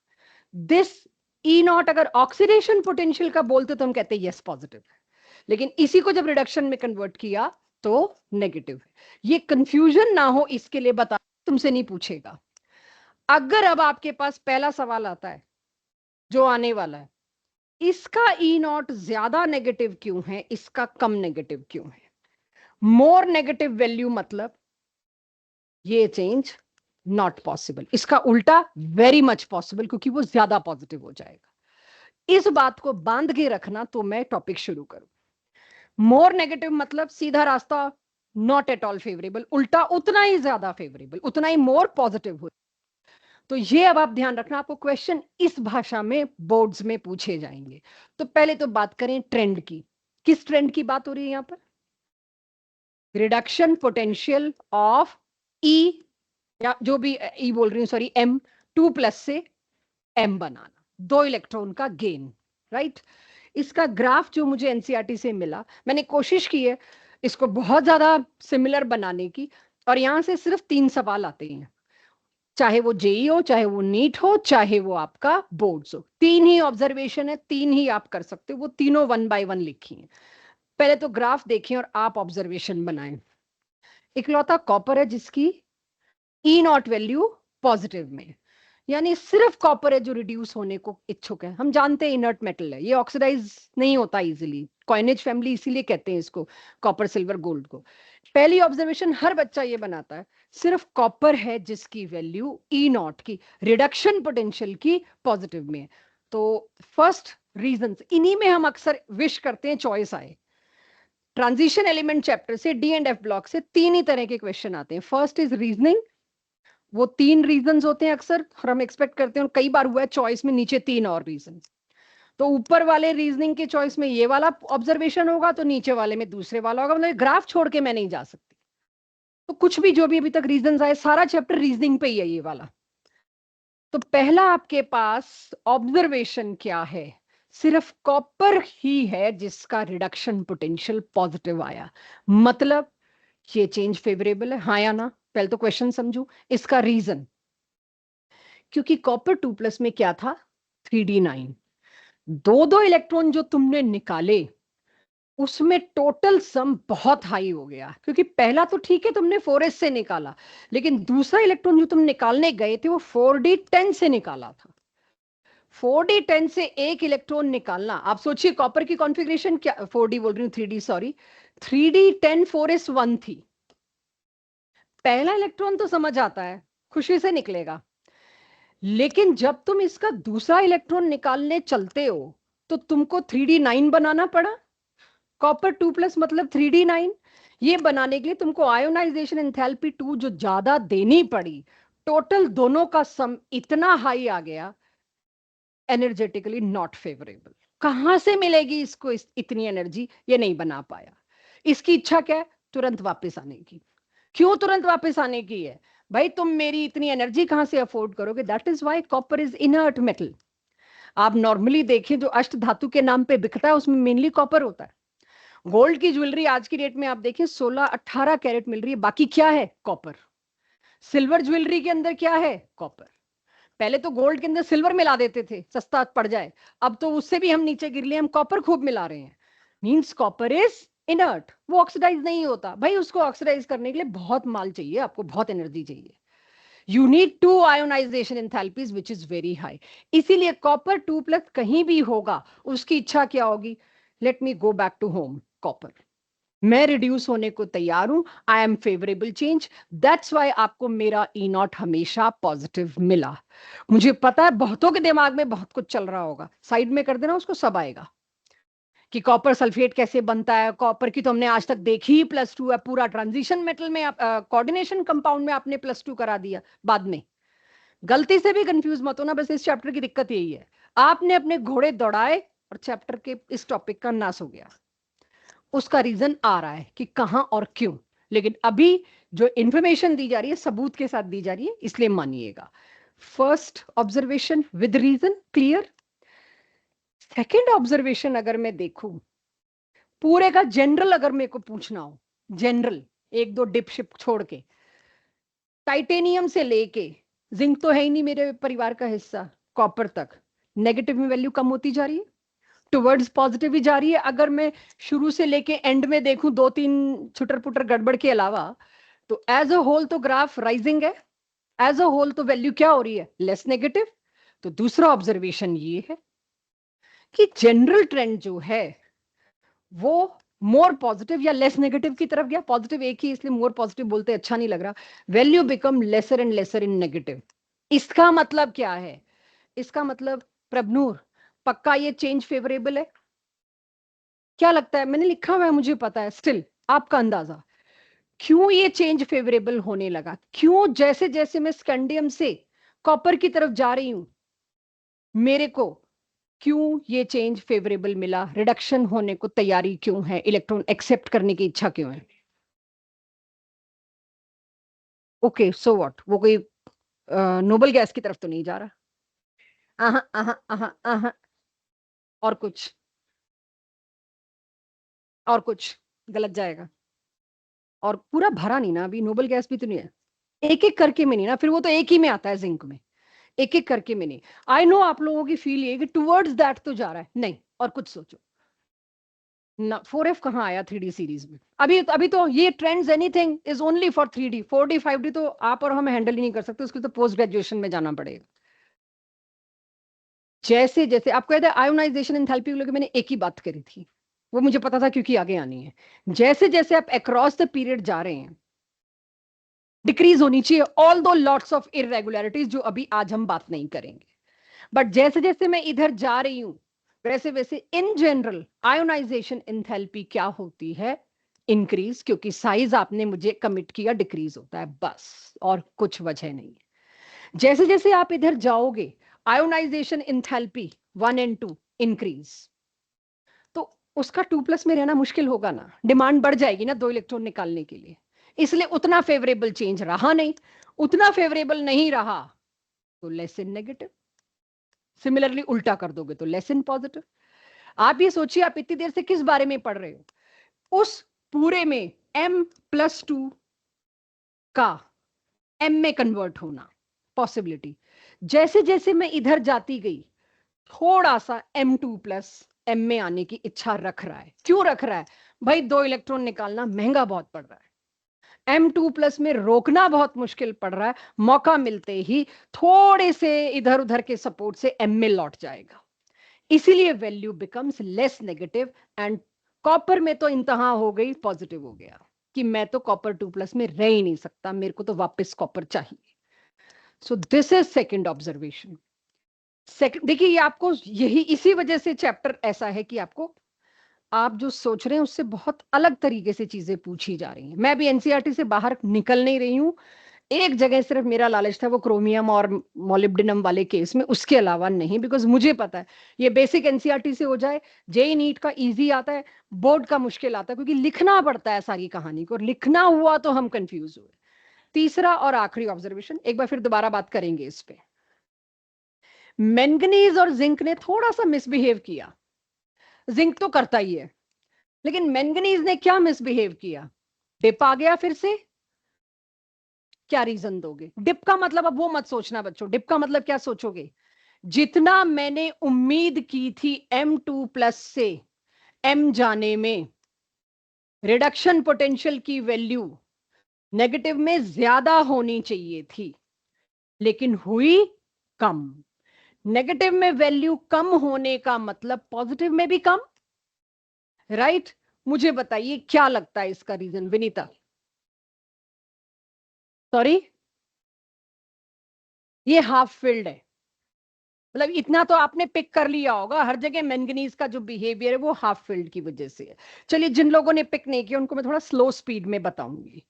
More negative value of manganese, zinc भूल जाती हूँ थोड़ी देर के लिए, मैंगनीज देन एक्सपेक्टेड।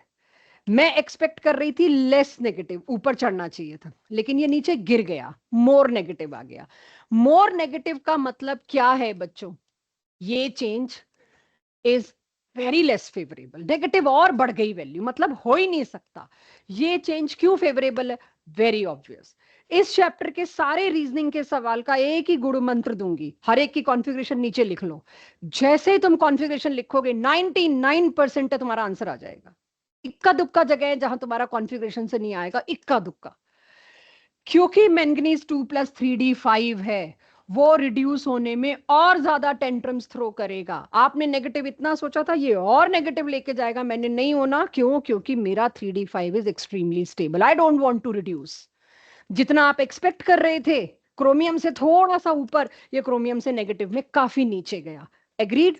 जब तक ये तीनों चारों तीनों ऑब्जर्वेशन 2-3 बार आप लर्न नहीं करेंगे, लिखेंगे नहीं, टेस्ट में प्रोड्यूस नहीं करेंगे, आएगा नहीं, ये मैं बता दूं। जैसे ही आज या कल तक खुद बैठ के इसको प्रिपेयर करोगे, अपने आप को पढ़ाओगे, फिर कंफ्यूज होगे। प्रिपेयर रहना, इसमें कोई घबराने वाली बात नहीं है। फिर सामने आएगा, पूछोगे, बताएंगे, तो ये याद हो जाएगा। ठीक है, इस ग्राफ की यही 3 ऑब्जर्वेशन, उसके ये 3 रीजंस, जो मैंने बहुत इजी लैंग्वेज में लिख दिया कि आपको दिक्कत ना आए। क्लियर सबको? जिनके पास एनसीईआरटी वो ग्राफ देखें, उसके साइड में यही 3 ऑब्जर्वेशन लिखी और एक एक शब्द डाल दिया उसके वाई के लिए, आपके ऊपर की खुद देख लेना बच्चों।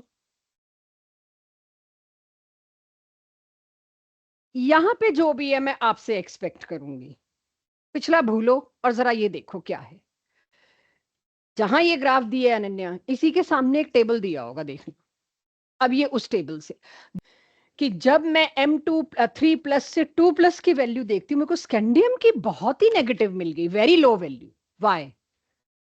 क्योंकि स्कैंडियम +3 से +2 जाने को तैयार ही नहीं है। क्यों तैयार नहीं है स्कैंडियम +3?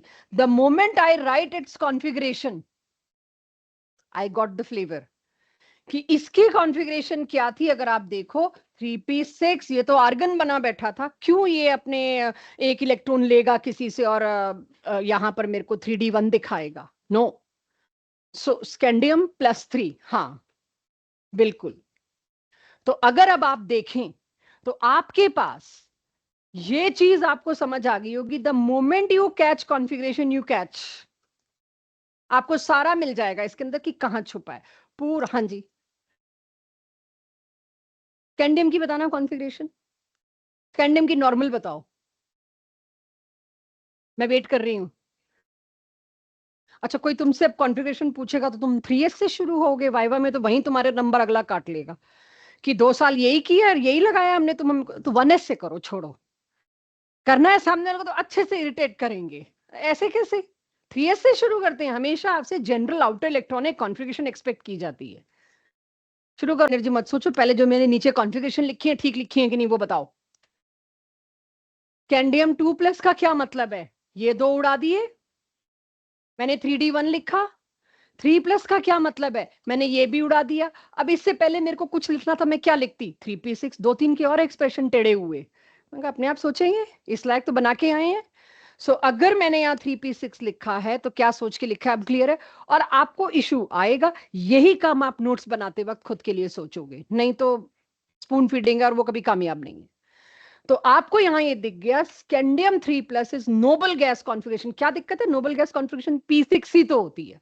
मैंने तो वहीं से पकड़ लिया, 3p6 सोचा भी नहीं मैं क्या कर रही हूं। तो नोबल गैस कॉन्फ़िगरेशन छोड़ के कौन जाएगा 2+ में? बिल्कुल सही है, इसकी वैल्यू सबसे लो मिली होगी नेगेटिव में, अगर आप वो एनसीईआरटी का टेबल देखें जो मैं लाई नहीं। सारे आंसर किस पे आ रहे हैं मेरे? कॉन्फ़िगरेशन पे। चलो एक और देख लेते हैं। हाईएस्ट वैल्यू जिंक की, जिंक बड़ा खुश है रिड्यूस होके। 3+ सोचो तो सही क्या होगा? जिंक 3+ सोचो क्या होगा? 3d10 4s2, 3 इलेक्ट्रॉन निकाले बैठे हो तुम, उसका 3d9 कहां पॉसिबल है? वो फटाक से एक इलेक्ट्रॉन लेगा, 3d10 बनाएगा, very high positive. Yes, it is favourable change. कोई एक भी अगर ऐसा हो जो तुम्हारे कॉन्फ़िगरेशन से ना हो रहा हो, मेरे पास लेके आना कि मैम कॉन्फ़िगरेशन से नहीं हो रहा, आप कह रहे थे हो जाएगा। Even if of any level book, configuration से इसके आंसर है, वरना किसी से नहीं मिलेंगे। क्लियर? अब अगर आपसे कोई पूछे, टोटली योर जॉब, ये है बोर्ड का क्वेश्चन, एनसीईआरटी इन टेक्स्ट में दे रखा है, चेक। जिनको नींद आ रही है उनके लिए बेटर है, सोचें, जवाब दें, गलती से डरे नहीं। नींद तो खुलेगी, थोड़ा सा बुरा सा लगेगा तो। ये 2 क्वेश्चन है, मैंने इसको एक में कर दिया बस।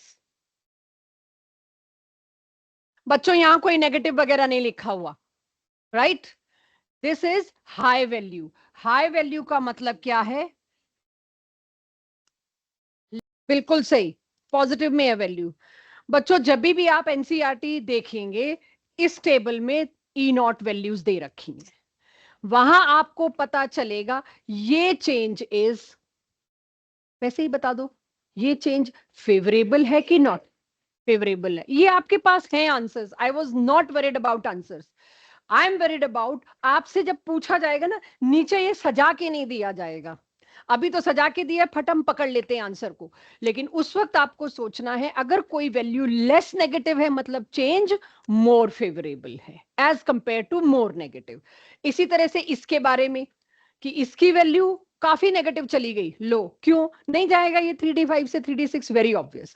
तो हर जगह configuration is going to play the role. ठीक है, अब लास्ट जो आज के लिए चलेगा स्ट्रेच, जो 16 स्लाइड तक सोचा था, अगर आगे बढ़ पाई तो ही बढ़ूंगी, अदरवाइज नहीं बढ़ूंगी। जितनी भी हायर ऑक्सीडेशन स्टेट्स हैं उनकी स्टेबिलिटी में कॉमन ऑब्जर्वेशन आया। मुझे आप ये बताइए मैंगनीज की हाईएस्ट ऑक्सीडेशन स्टेट क्या थी, कॉपी खोले बिना? गुड। वेनेडियम की? दोबारा सोचो, मैंगनीज मुझे पता था सारी क्लास दे देगी, वो तो था कॉन्फिडेंस। कॉन्फ़िगरेशन सोचो, वो टेबल मत सोचो। 3d3 4s2, कितने इलेक्ट्रॉन है? 5। कोई चलते चलते वेनेडियम का ग्रुप पूछ ले तो क्या करोगे? डी और एस के इलेक्ट्रॉन ऐड करोगे। कोई चलते चलते मैक्सिमम ऑक्सीडेशन स्टेट पूछ ले तो क्या करोगे? डी और एस के इलेक्ट्रॉन का सम करोगे। तो वेनेडियम का नंबर क्या होता है? 23, 23 माने 3d3, 4s2 तो साथ चल ही रहा है, +5। क्रोमियम की +6।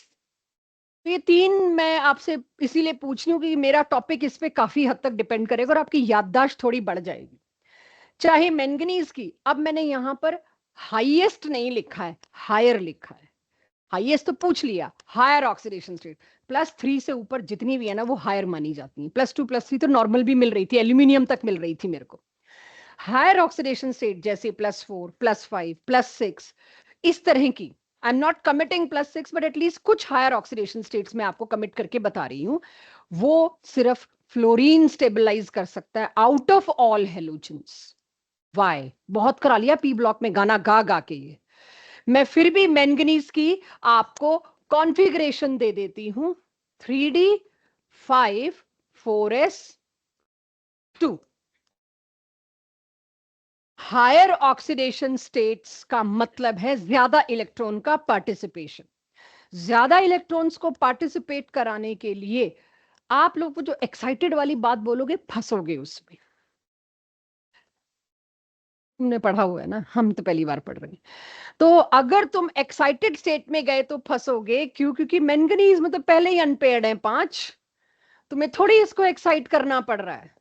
4s को तो सारे में ही करना है, उसके लिए मेरे को फ्लोरीन की जरूरत नहीं पड़ी, वो तो क्लोरीन ब्रोमीन आयोडीन भी कर देगा। इसको अगर एक्साइट करके आगे पहुंचाना है ना, आई एग्री, पहुंचाना है, सारे इलेक्ट्रॉन को पार्टिसिपेट कराना है, उसके लिए आप देखोगे ब्रोमीन क्लोरीन भी है, कंपाउंड्स के एग्जांपल भी दिखाऊंगी। Why fluorine? क्योंकि इतने हाई चार्ज को स्टेबलाइज करने के लिए बहुत हाई इलेक्ट्रोनेगेटिव एलिमेंट ही चलेगा। हायर ऑक्सीडेशन स्टेट्स क्लोराइड्स की नहीं बन पाएंगी, ब्रोमाइड्स की नहीं बन पाएंगी, आयोडाइड्स की नहीं, सिर्फ किसकी बनेगी? फ्लोराइड्स की। Single reason, most electronegative halogen. लेकिन तो यानी मैंने अगर आपको इसका रीजन देना है, पहले तो क्वेश्चन पूछना है, higher oxidation states stabilize by fluorides, why? एक तो उसकी इलेक्ट्रोनेगेटिविटी बहुत ज्यादा है, ये तो हम पी ब्लॉक से चला रहे हैं चीज को कि इसकी इलेक्ट्रोनेगेटिविटी ज्यादा है। एक और लॉजिक है, स्मॉल साइज, जो भी विनीता पॉइंट आउट कर रही थी। मेटल के सारे हेलाइड सॉलिड होते हैं। सॉलिड माने क्रिस्टल यहां पर, क्योंकि आयनिक बॉन्ड बनेगा, मेटल के बॉन्ड तो आयनिक ही होते हैं, वी ऑल नो।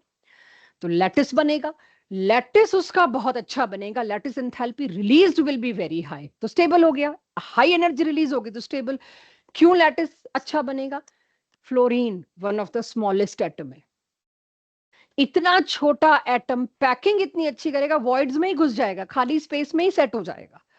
तो because of two things, one is high electronegativity of fluorine, second is उसका स्मॉल साइज, जिसकी वजह से lattice enthalpy released will be very high. These oxidation states will exist. Otherwise आसान नहीं है +4 +5 +6 +7 चार्ज को जिंदा रख पाना।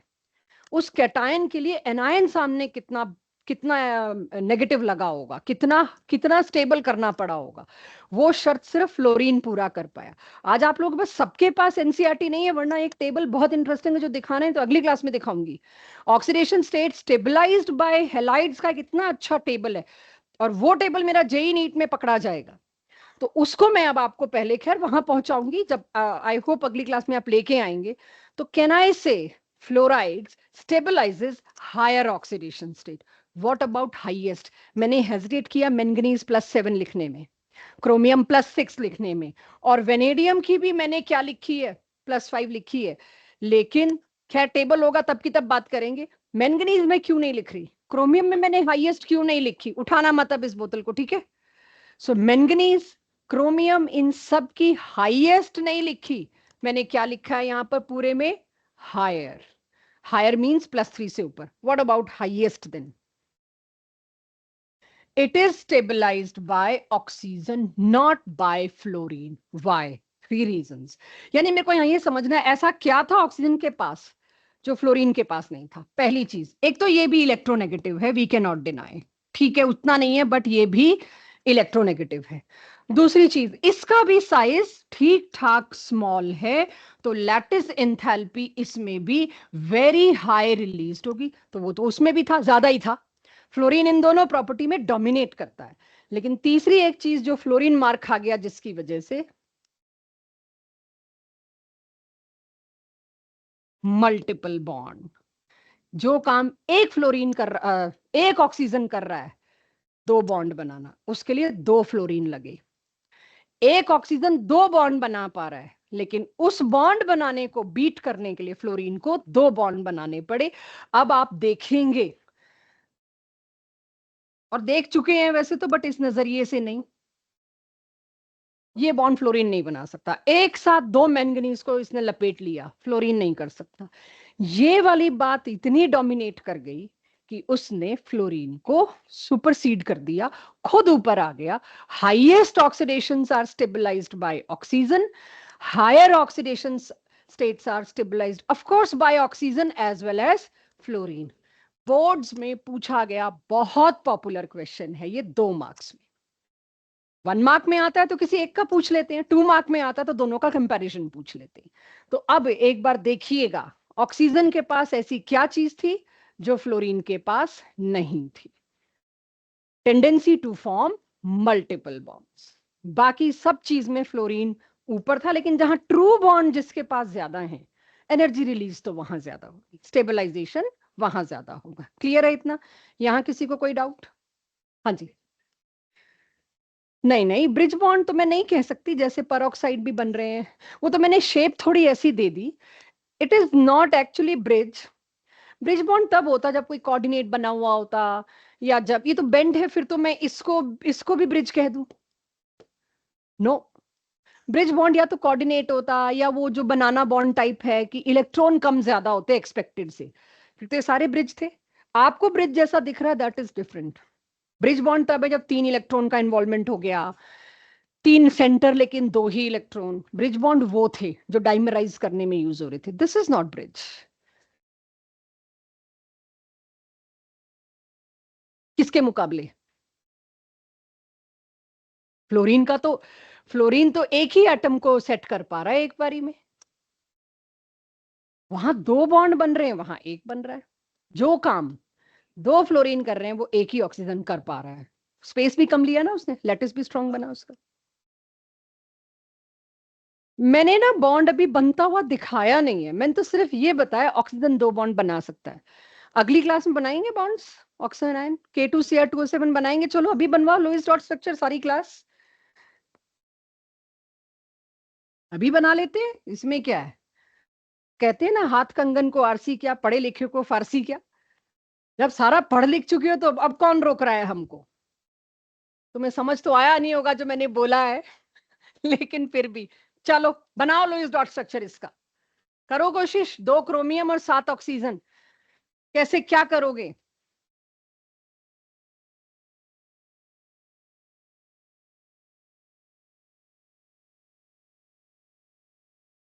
एक ऑक्सीजन पे नेगेटिव चार्ज मुझे लगता है शायद मैं पहले ही बना दूं। मैं तो अपनी मर्जी से कुछ करे जा रही हूँ, देखो गलती हो सकती है। अब सही होने के प्रेशर तुम पे है, मेरे पे कोई प्रेशर नहीं है, अब सही होना है मेरे को। परऑक्साइड क्यों मान्या? 7 है, मैंने तो अपनी मर्जी से 6 सेट कर दिए। ऑक्सीजन के गलती से भी ऐसा ना हो कि मैं 3 बॉन्ड बना बैठी हूं और एक बनाया हो तो नेगेटिव चार्ज जरूर हो। लो बन गया, क्यों पारस आ गया?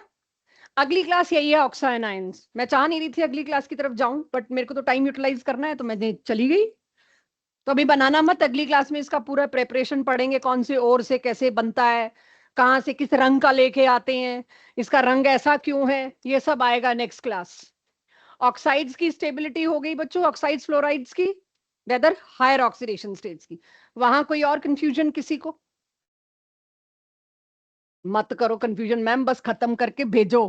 एक्सप्रेशन ये आ रहे हैं, हमें नहीं पूछना कुछ। चलिए, जो बहुत देर से अटकी हुई थी बात, कॉपर 2+, इसके ऊपर सबसे गंदा क्वेश्चन अगर आता है तो इसी पे आता है, जो मैं ऑक्सीडेशन स्टेट्स को प्रॉपरली अब एंड करूंगी इसके साथ। अभी देखा जाए तो ऑक्सीडेशन स्टेट्स ही चल रहा था, तो कॉपर 2+ की अगर मैं बात करूं तो copper 2+ halides are known, exist करते हैं ये।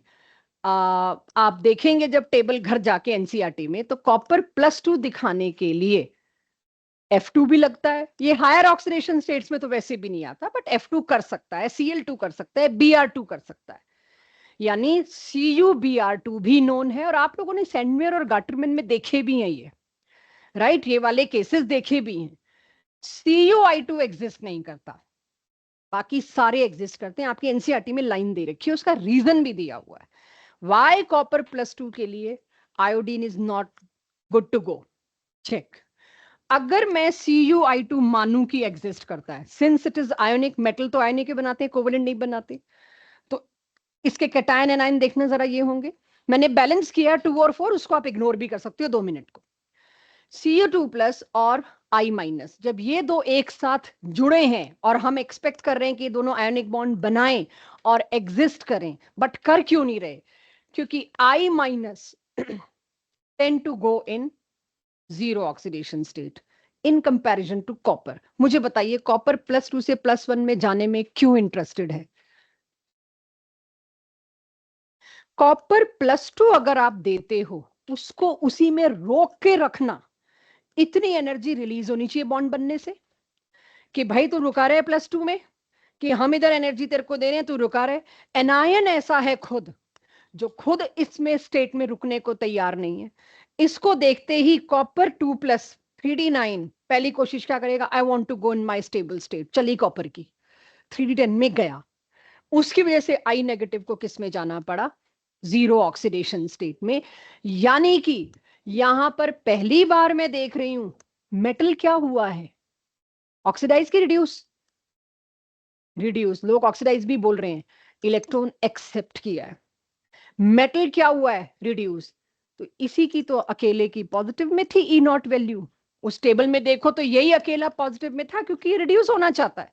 भाई तुम 3d9 अफोर्ड नहीं कर सकते, चुपचाप मेरे को लौटाओ 3d10 में या प्रॉपर ऑक्सीडेशन स्टेट में। तो यहां पर 2+ से +1 जाने में इंटरेस्टेड था because of obvious electronic configuration. हर सवाल के जवाब के लिए पहले कॉन्फ़िगरेशन लिखोगे, बाद में सोचोगे। तो ये ठीक है जी। लेकिन अगर मेरे को पता है कि कॉपर 2+ इतना अनस्टेबल है कि कॉपर 2+ किस में दौड़ने की कोशिश करता है? कॉपर 1+ में, क्योंकि 1+ में तो मैं रह सकता हूं 3d10, 3d9 नहीं। तो फिर ये अच्छा खासा स्टेबल ऑक्सीडेशन स्टेट, वाटर में क्या इसको दिक्कत हुई? ये +2 बना के बैठ गया, राइट। तो कॉपर +1 3d10 जो ऊपर पता लग रहा है मेरे को हाईली स्टेबल है, because it is 3d10। Water में आते ही कॉपर +1 इज अनस्टेबल। और ये आपके बोर्ड्स में फिर मिलेगा आपको 1 नंबर का, एनसीईआरटी में बोल्ड करके लाइन दे रखी है। वाटर में क्या हुआ? Hydration process comes into play. आपका कॉपर +1 ठीक ठाक 3d10 में बैठा था, इसको 3d9 में पहुंचाने का काम सिर्फ और सिर्फ एक चीज कर रही है, और वो कौन? वाटर। बिकॉज वो +2 चार्ज डबल हो गया, तो हाइड्रेशन डबल, क्वाड्रपल भी हो सकता है। हाइड्रेशन तो चार्ज डेंसिटी पे डिपेंड करता है। इतना ज्यादा हाइड्रेशन हुआ। ये आपकी एनसीईआरटी का सॉल्व्ड इन टेक्स्ट क्वेश्चन है, अनसॉल्व्ड। नीचे हिंट में एक फ्रेज दे रखा है, वो फ्रेज मैंने लिख दिया। ये आपकी एनसीईआरटी में हिंट दे रखा है इस क्वेश्चन के आंसर में, जो लोग खोले बैठे होंगे उनको दिख भी रही होगी कि हाइड्रेशन एंथैल्पी इतनी हाई थी कि उसने रिक्वायर्ड हाई आयोनाइजेशन एंथैल्पीज को कॉम्पनसेट कर दिया कि हम दे देते हैं, बट कॉपर +2 तो बनेगा। एक्वस कंडीशन में तो क्वेश्चन दो तरीके से पूछा गया है। एक्वस कंडीशन में वाई कॉपर +1 डिस्प्रपोर्शनेट्स, क्या सबको दिख रहा है डिस्प्रपोर्शनेशन? कॉपर +1 कॉपर 0 भी बना रहा है, कॉपर +1 कॉपर +2 भी बना रहा है। वो किसके सपोर्ट से हुआ? वाटर, एक्वस, उसके सपोर्ट से हुआ। तो ये स्लाइड थोड़ी सी ध्यान से लर्न करनी होगी। कॉपर 2+ को स्टेबलाइज करने के लिए किसी को लाना पड़ता है, अदरवाइज वो स्टेबलाइज नहीं होता। या तो बहुत ही इलेक्ट्रोनेगेटिव चीज उठा के लाओ, फ्लोराइड, क्लोराइड, ब्रोमाइड, जो रोक के रखे, लैटिस इतना अच्छा बने, एनर्जी इतनी रिलीज हो, लैटिस अच्छा बनेगा तो क्या होगा? वो टिक जाएगा, स्टेबल हो जाएगा। या फिर एक्वस कंडीशन लीजिए। तो क्या ये चीज मेरी क्लास, ये,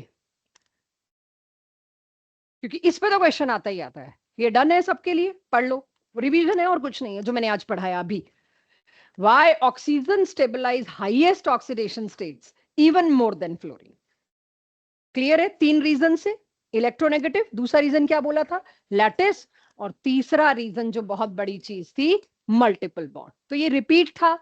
रिपीट की वजह सिर्फ एक थी, बिकॉज वी एक्सपेक्ट कि ये क्वेश्चन आ रहा है.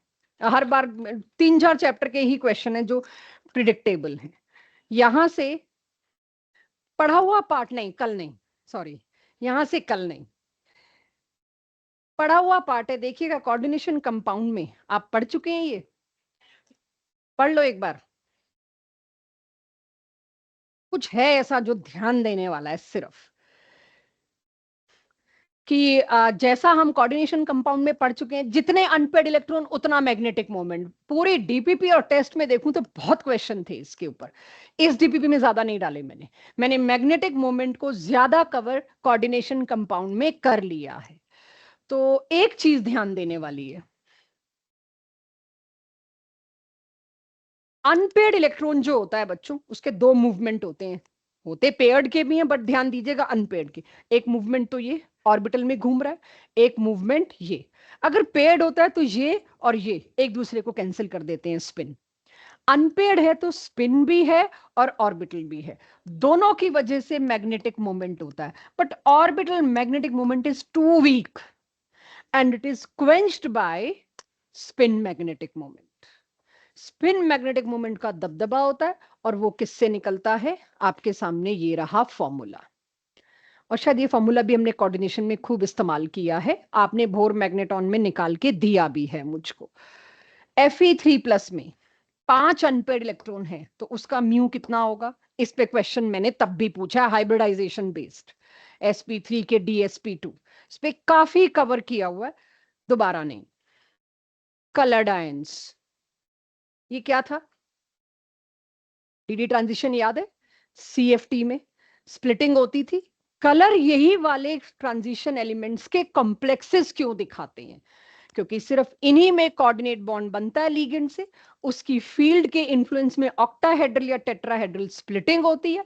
स्प्लिटिंग होने की वजह से डी नीचे, अगर मैं ऑक्टाहेड्रल मानूं, T2G से एक इलेक्ट्रॉन Ag में एक्साइट होके जाता है, एनर्जी एब्जॉर्ब करता है, लौटता है, तो कॉम्प्लीमेंट्री कलर दिखाता है. तो कलर भी पूरा हम कर चुके हैं. हाँ, इस चैप्टर में मुझे कोई क्वेश्चन पूछना भी हुआ, इसके अलावा मेरे पास नहीं बनेगा, क्योंकि मैं कोऑर्डिनेशन कंपाउंड तो दे नहीं सकती. चेक. क्यों स्कैंडियम+3, बोर्ड का question, why scandium salts are colourless? बता पाएंगे? Because it contain 0 unpaired electrons.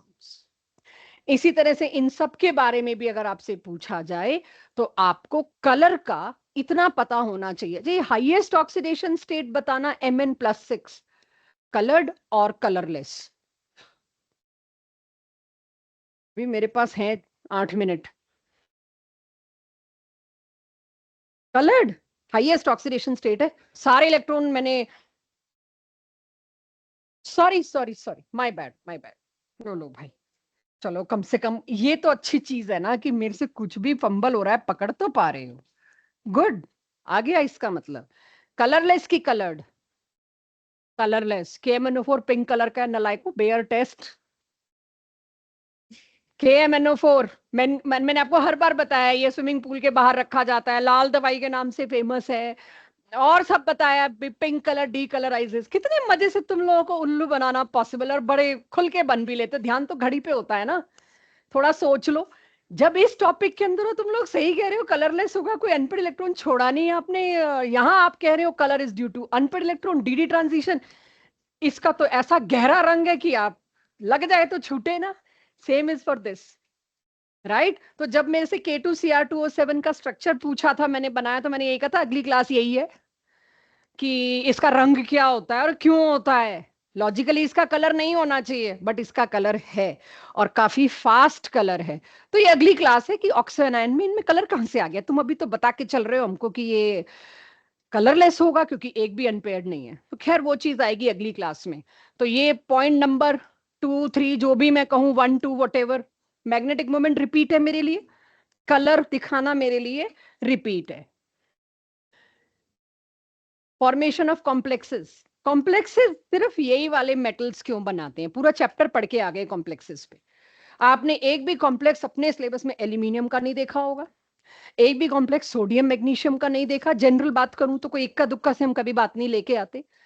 क्यों, क्या वजह है? कोऑर्डिनेशन केमिस्ट्री में सिर्फ डी ब्लॉक छाया हुआ था। पढ़ना 3 रीजन, तब नहीं बता पा रही थी। मैंने कोऑर्डिनेशन में ये पॉइंट क्यों नहीं लिया था? प्रकृति ऐसी क्या चीज जो इसी बार पढ़ी, आज पढ़ी, जो तब नहीं आती थी मेरे को? Variable oxidation state. I was not able to understand at that time.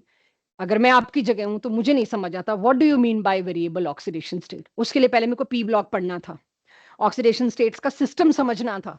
उसके बाद मेरे को आज के लेक्चर के बाद समझ में आती है बात। ये चीज सिर्फ और सिर्फ पूरे पीरियोडिक टेबल में एक ही जगह मिलती है, दैट इज डी ब्लॉक। उसके बिना पॉसिबल था ही नहीं कि मैं कोऑर्डिनेशन केमिस्ट्री पढ़ पाऊं। तो फॉर्मेशन ऑफ कॉम्प्लेक्सेस भी हो गया, कैटलिस्ट भी आप पढ़ चुके हैं, एंड दिस इज, मुझे बताइए कैटलिस्ट क्या करते हैं? केमिकल काइनेटिक्स अभी भी दिया है हमने test. They provide alternative pathway. ये ग्राफ याद है किसी को? अगर विदाउट कैटलिस्ट आप आते हो तो ये रास्ता, विद कैटलिस्ट आप आते हो तो एक्टिवेशन एनर्जी इतनी कम हो गई कि रेट बहुत फास्ट हो गया। सिर्फ यही डी ब्लॉक सी, आप कैटलिस्ट सोचो जो भी आपने पढ़े, चाहे हेबर प्रोसेस आपने 11th क्लास में, इक्विलिब्रियम में हम थोड़ा बहुत पढ़ते हैं, कहीं भी कैटलिस्ट देखते हो तो क्या मिलते हैं? ऑर्गेनिक में बताना कोई कैटलिस्ट याद दिलाना। Zinc catalyst, okay. Palladium, platinum, निकल तो बहुत पॉपुलर है हाइड्रोजनेशन में। जिंक वैसे कैटलिस्ट तो रेयर यूज होता है, वो तो ओजोनोलिसिस में एज रिएक्टेंट यूज होता है स्टिल। और बोलो, एच पॉजिटिव कैटलिस्ट वो तो एक मीडियम है। मैं कैटलिस्ट सॉलिड मेटल की बात कर रही हूँ। कोबाल्ट कहाँ होता है? ऐसे तो फिर पूरी 3D सीरीज नहीं, नहीं मेरे को चाहिए कहाँ होता है कैटलिस्ट। वो ऑक्साइड्स हो गए, मेरे को सिर्फ मेटल चाहिए अकेला। आपने काइनेटिक्स में पढ़ा है gold H2Y2 zero order reaction में कैटलिस्ट। हाँ, ये जो हाँ आया है ना, ये मेरा हाँ आना चाहिए था। तुम बताओ, हाँ ये तो मैं सोच ही नहीं पाई। जिसकी उम्र हो जाती है उसकी मेमोरी वीक होती है। तुम लोगों की मेमोरी बहुत शार्प होनी चाहिए। नाम नहीं याद हुए मेरे को अभी तक, तुम लोगों के सबके कंफ्यूज हो जाती हूँ। अरमान के साथ तो कर दिया मैंने कल, +1 के अरमान की रिपोर्ट +2 के अरमान की मम्मा को दे दी। So sorry. हाँ जी,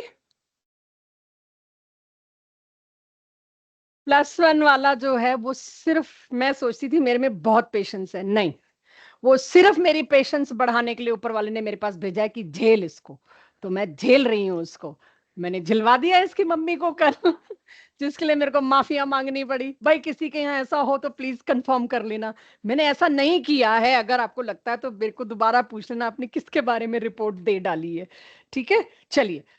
अब कुछ कुछ याद आया। गोल्ड भी हमने पढ़ा। ऐसे बहुत जगह आप देखोगे आपको कैटलिस्ट के तौर पे मेटल्स की मैं बात कर रही हूं, उसके कंपाउंड्स की नहीं। यस, जबकि उसके कंपाउंड्स भी सही आंसर है, वेनेडियम पेंटाऑक्साइड, राइट।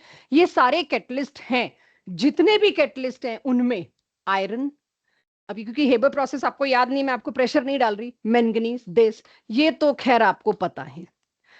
जितने कैटलिस्ट की लिस्ट बनाओगे उसमें सारे ट्रांजिशन एलिमेंट्स ही देखने को मिलेंगे, इक्का दुक्का छोड़ दो तो। ऐसा क्या होता है इनके अंदर?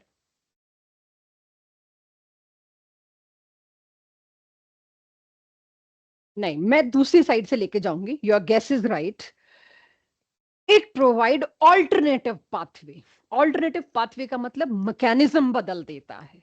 पाथवे क्या है? आप लोगों ने SN में SN2 सब जगह पढ़ा है, इट इज मैकेनिज्म।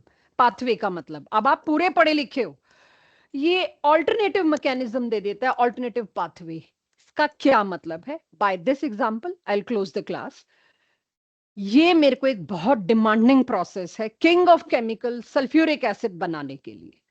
जहां भी सल्फ्यूरिक एसिड बनता है, this is the reaction which is rate determining, क्योंकि ये सबसे स्लो है। मुझे यही स्टेप फास्ट करना है। अब इस स्टेप में क्या हो रहा है? SO2 आधे ऑक्सीजन के साथ रिएक्ट करके SO3 बना रहा है, कॉन्टेक्ट प्रोसेस। इसको फास्ट करने के लिए मैं एक कैटलिस्ट लेके आती हूं, और वो कैटलिस्ट क्या लेके आई? Vanadium pentoxide V2O5। अब उस V2O5 ने क्या किया? चेक, इसको अंडरस्टैंड करना पड़ेगा, रटना बाद में। V2O5 आया, सल्फर डाइऑक्साइड को हाफ O2, दोनों गैस रिएक्ट करने में बहुत मुश्किल हो रही थी, दोनों के दोनों रैंडम मूव कर रहे हैं, कोलाइड करेंगे तो रिएक्ट हो जाएगा, वो भी सही ओरिएंटेशन में, ओरिएंटेशन फैक्टर वगैरह सारा पढ़ा है हमने। Maximum collision waste, time waste. हमने एक सॉलिड सरफेस दे दिया V2O5। V2O5 ने सिर्फ सरफेस नहीं दिया, उसने क्या कहा, आपको ऑक्सीजन मैं पकड़ा देता हूं, don't wait for oxygen from outside. V2O5 ने अपना एक ऑक्सीजन इसको पकड़ाया SO3, क्योंकि वेनेडियम कहता है जितना स्टेबल मैं +4 ऑक्सीडेशन स्टेट में हूं उतना ही स्टेबल मैं +5 में हूं, I have no issues in changing my oxidation state. Variable oxidation state का एडवांटेज लिया। फिर V2O4, ये रीजनरेट भी बड़ी तगड़ी स्पीड से होता है, क्यों? V2O4 अगेन सॉलिड, ऑक्सीजन उसके पास आएगा, सरफेस पे अट्रैक्ट होगा। हमेशा आप देखिए डस्ट आपको कहां ज्यादा मिलती है, किसी सरफेस पे। थोड़ी देर में आप देखो डस्ट को सरफेस मिला और वो चिपक जाती है, क्योंकि अट्रैक्शन फोर्सेस नेचर में रेजिडुअल होते हैं, पड़े हुए होते हैं सरफेस पे। तो जैसे ही V2O4 को मौका मिलेगा, उस भटकती हुई ऑक्सीजन को वो पकड़ लेगा कि ऑक्सीजन आप मेरे को वापस चाहिए, और फिर किस में आ गया लौट के, रीजनरेट हो गया, फिर से चलाया जाएगा ये साइकिल। तो SO2 और O2 को मिलने में जो टाइम वेस्ट हो रहा था, उसने रास्ता ही बदल दिया। रास्ता क्या बदल दिया? उसने एक इंटरमीडिएट अलग बना दिया। It is different pathway, it is not same pathway. तो ये एक ऑल्टरनेटिव पाथवे प्रोवाइड करता है, जिसकी एक्टिवेशन एनर्जी बहुत कम होती है, rate become multiple times fast, hence catalyst के तौर पे डी ब्लॉक ही मिलेगा आपको सक्सेसफुल।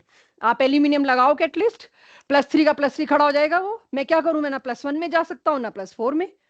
कोई और मेटल आप ले आइए, वो रिएक्शन में पार्टिसिपेट कर रहा है। जिंक आप लोगों ने बोला, मैंने बार बार कहा जिंक नहीं होगा, क्योंकि जिंक ओजोनोलिसिस में पार्टिसिपेट कर रहा है।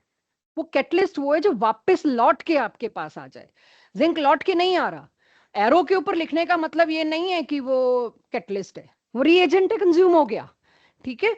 सो मैंने आपको एक इजी एग्जांपल से समझाया, एनसीईआरटी में सेम आपको इस एग्जांपल से दे रखा है कि पर सल्फेट आयन को आपने आयोडाइड से रिएक्ट कराना है, आप इसको कैटलिस्ट के तौर पे लाए, क्योंकि ये पहले क्या करेगा, वो काम खुद कर देगा जो दूसरे से होना था। Fe3+ से Fe2+, both are equally stable. फिर से ये लौट के Fe3+ में खड़ा हो जाएगा, टू बी यूज्ड अगेन। तो कैटलिस्ट भी यही वाले क्यों बनते हैं, क्योंकि इनमें variable oxidation state with equal stability दिखाने की टेंडेंसी होती है। यहां आज की क्लास में एंड करती हूं।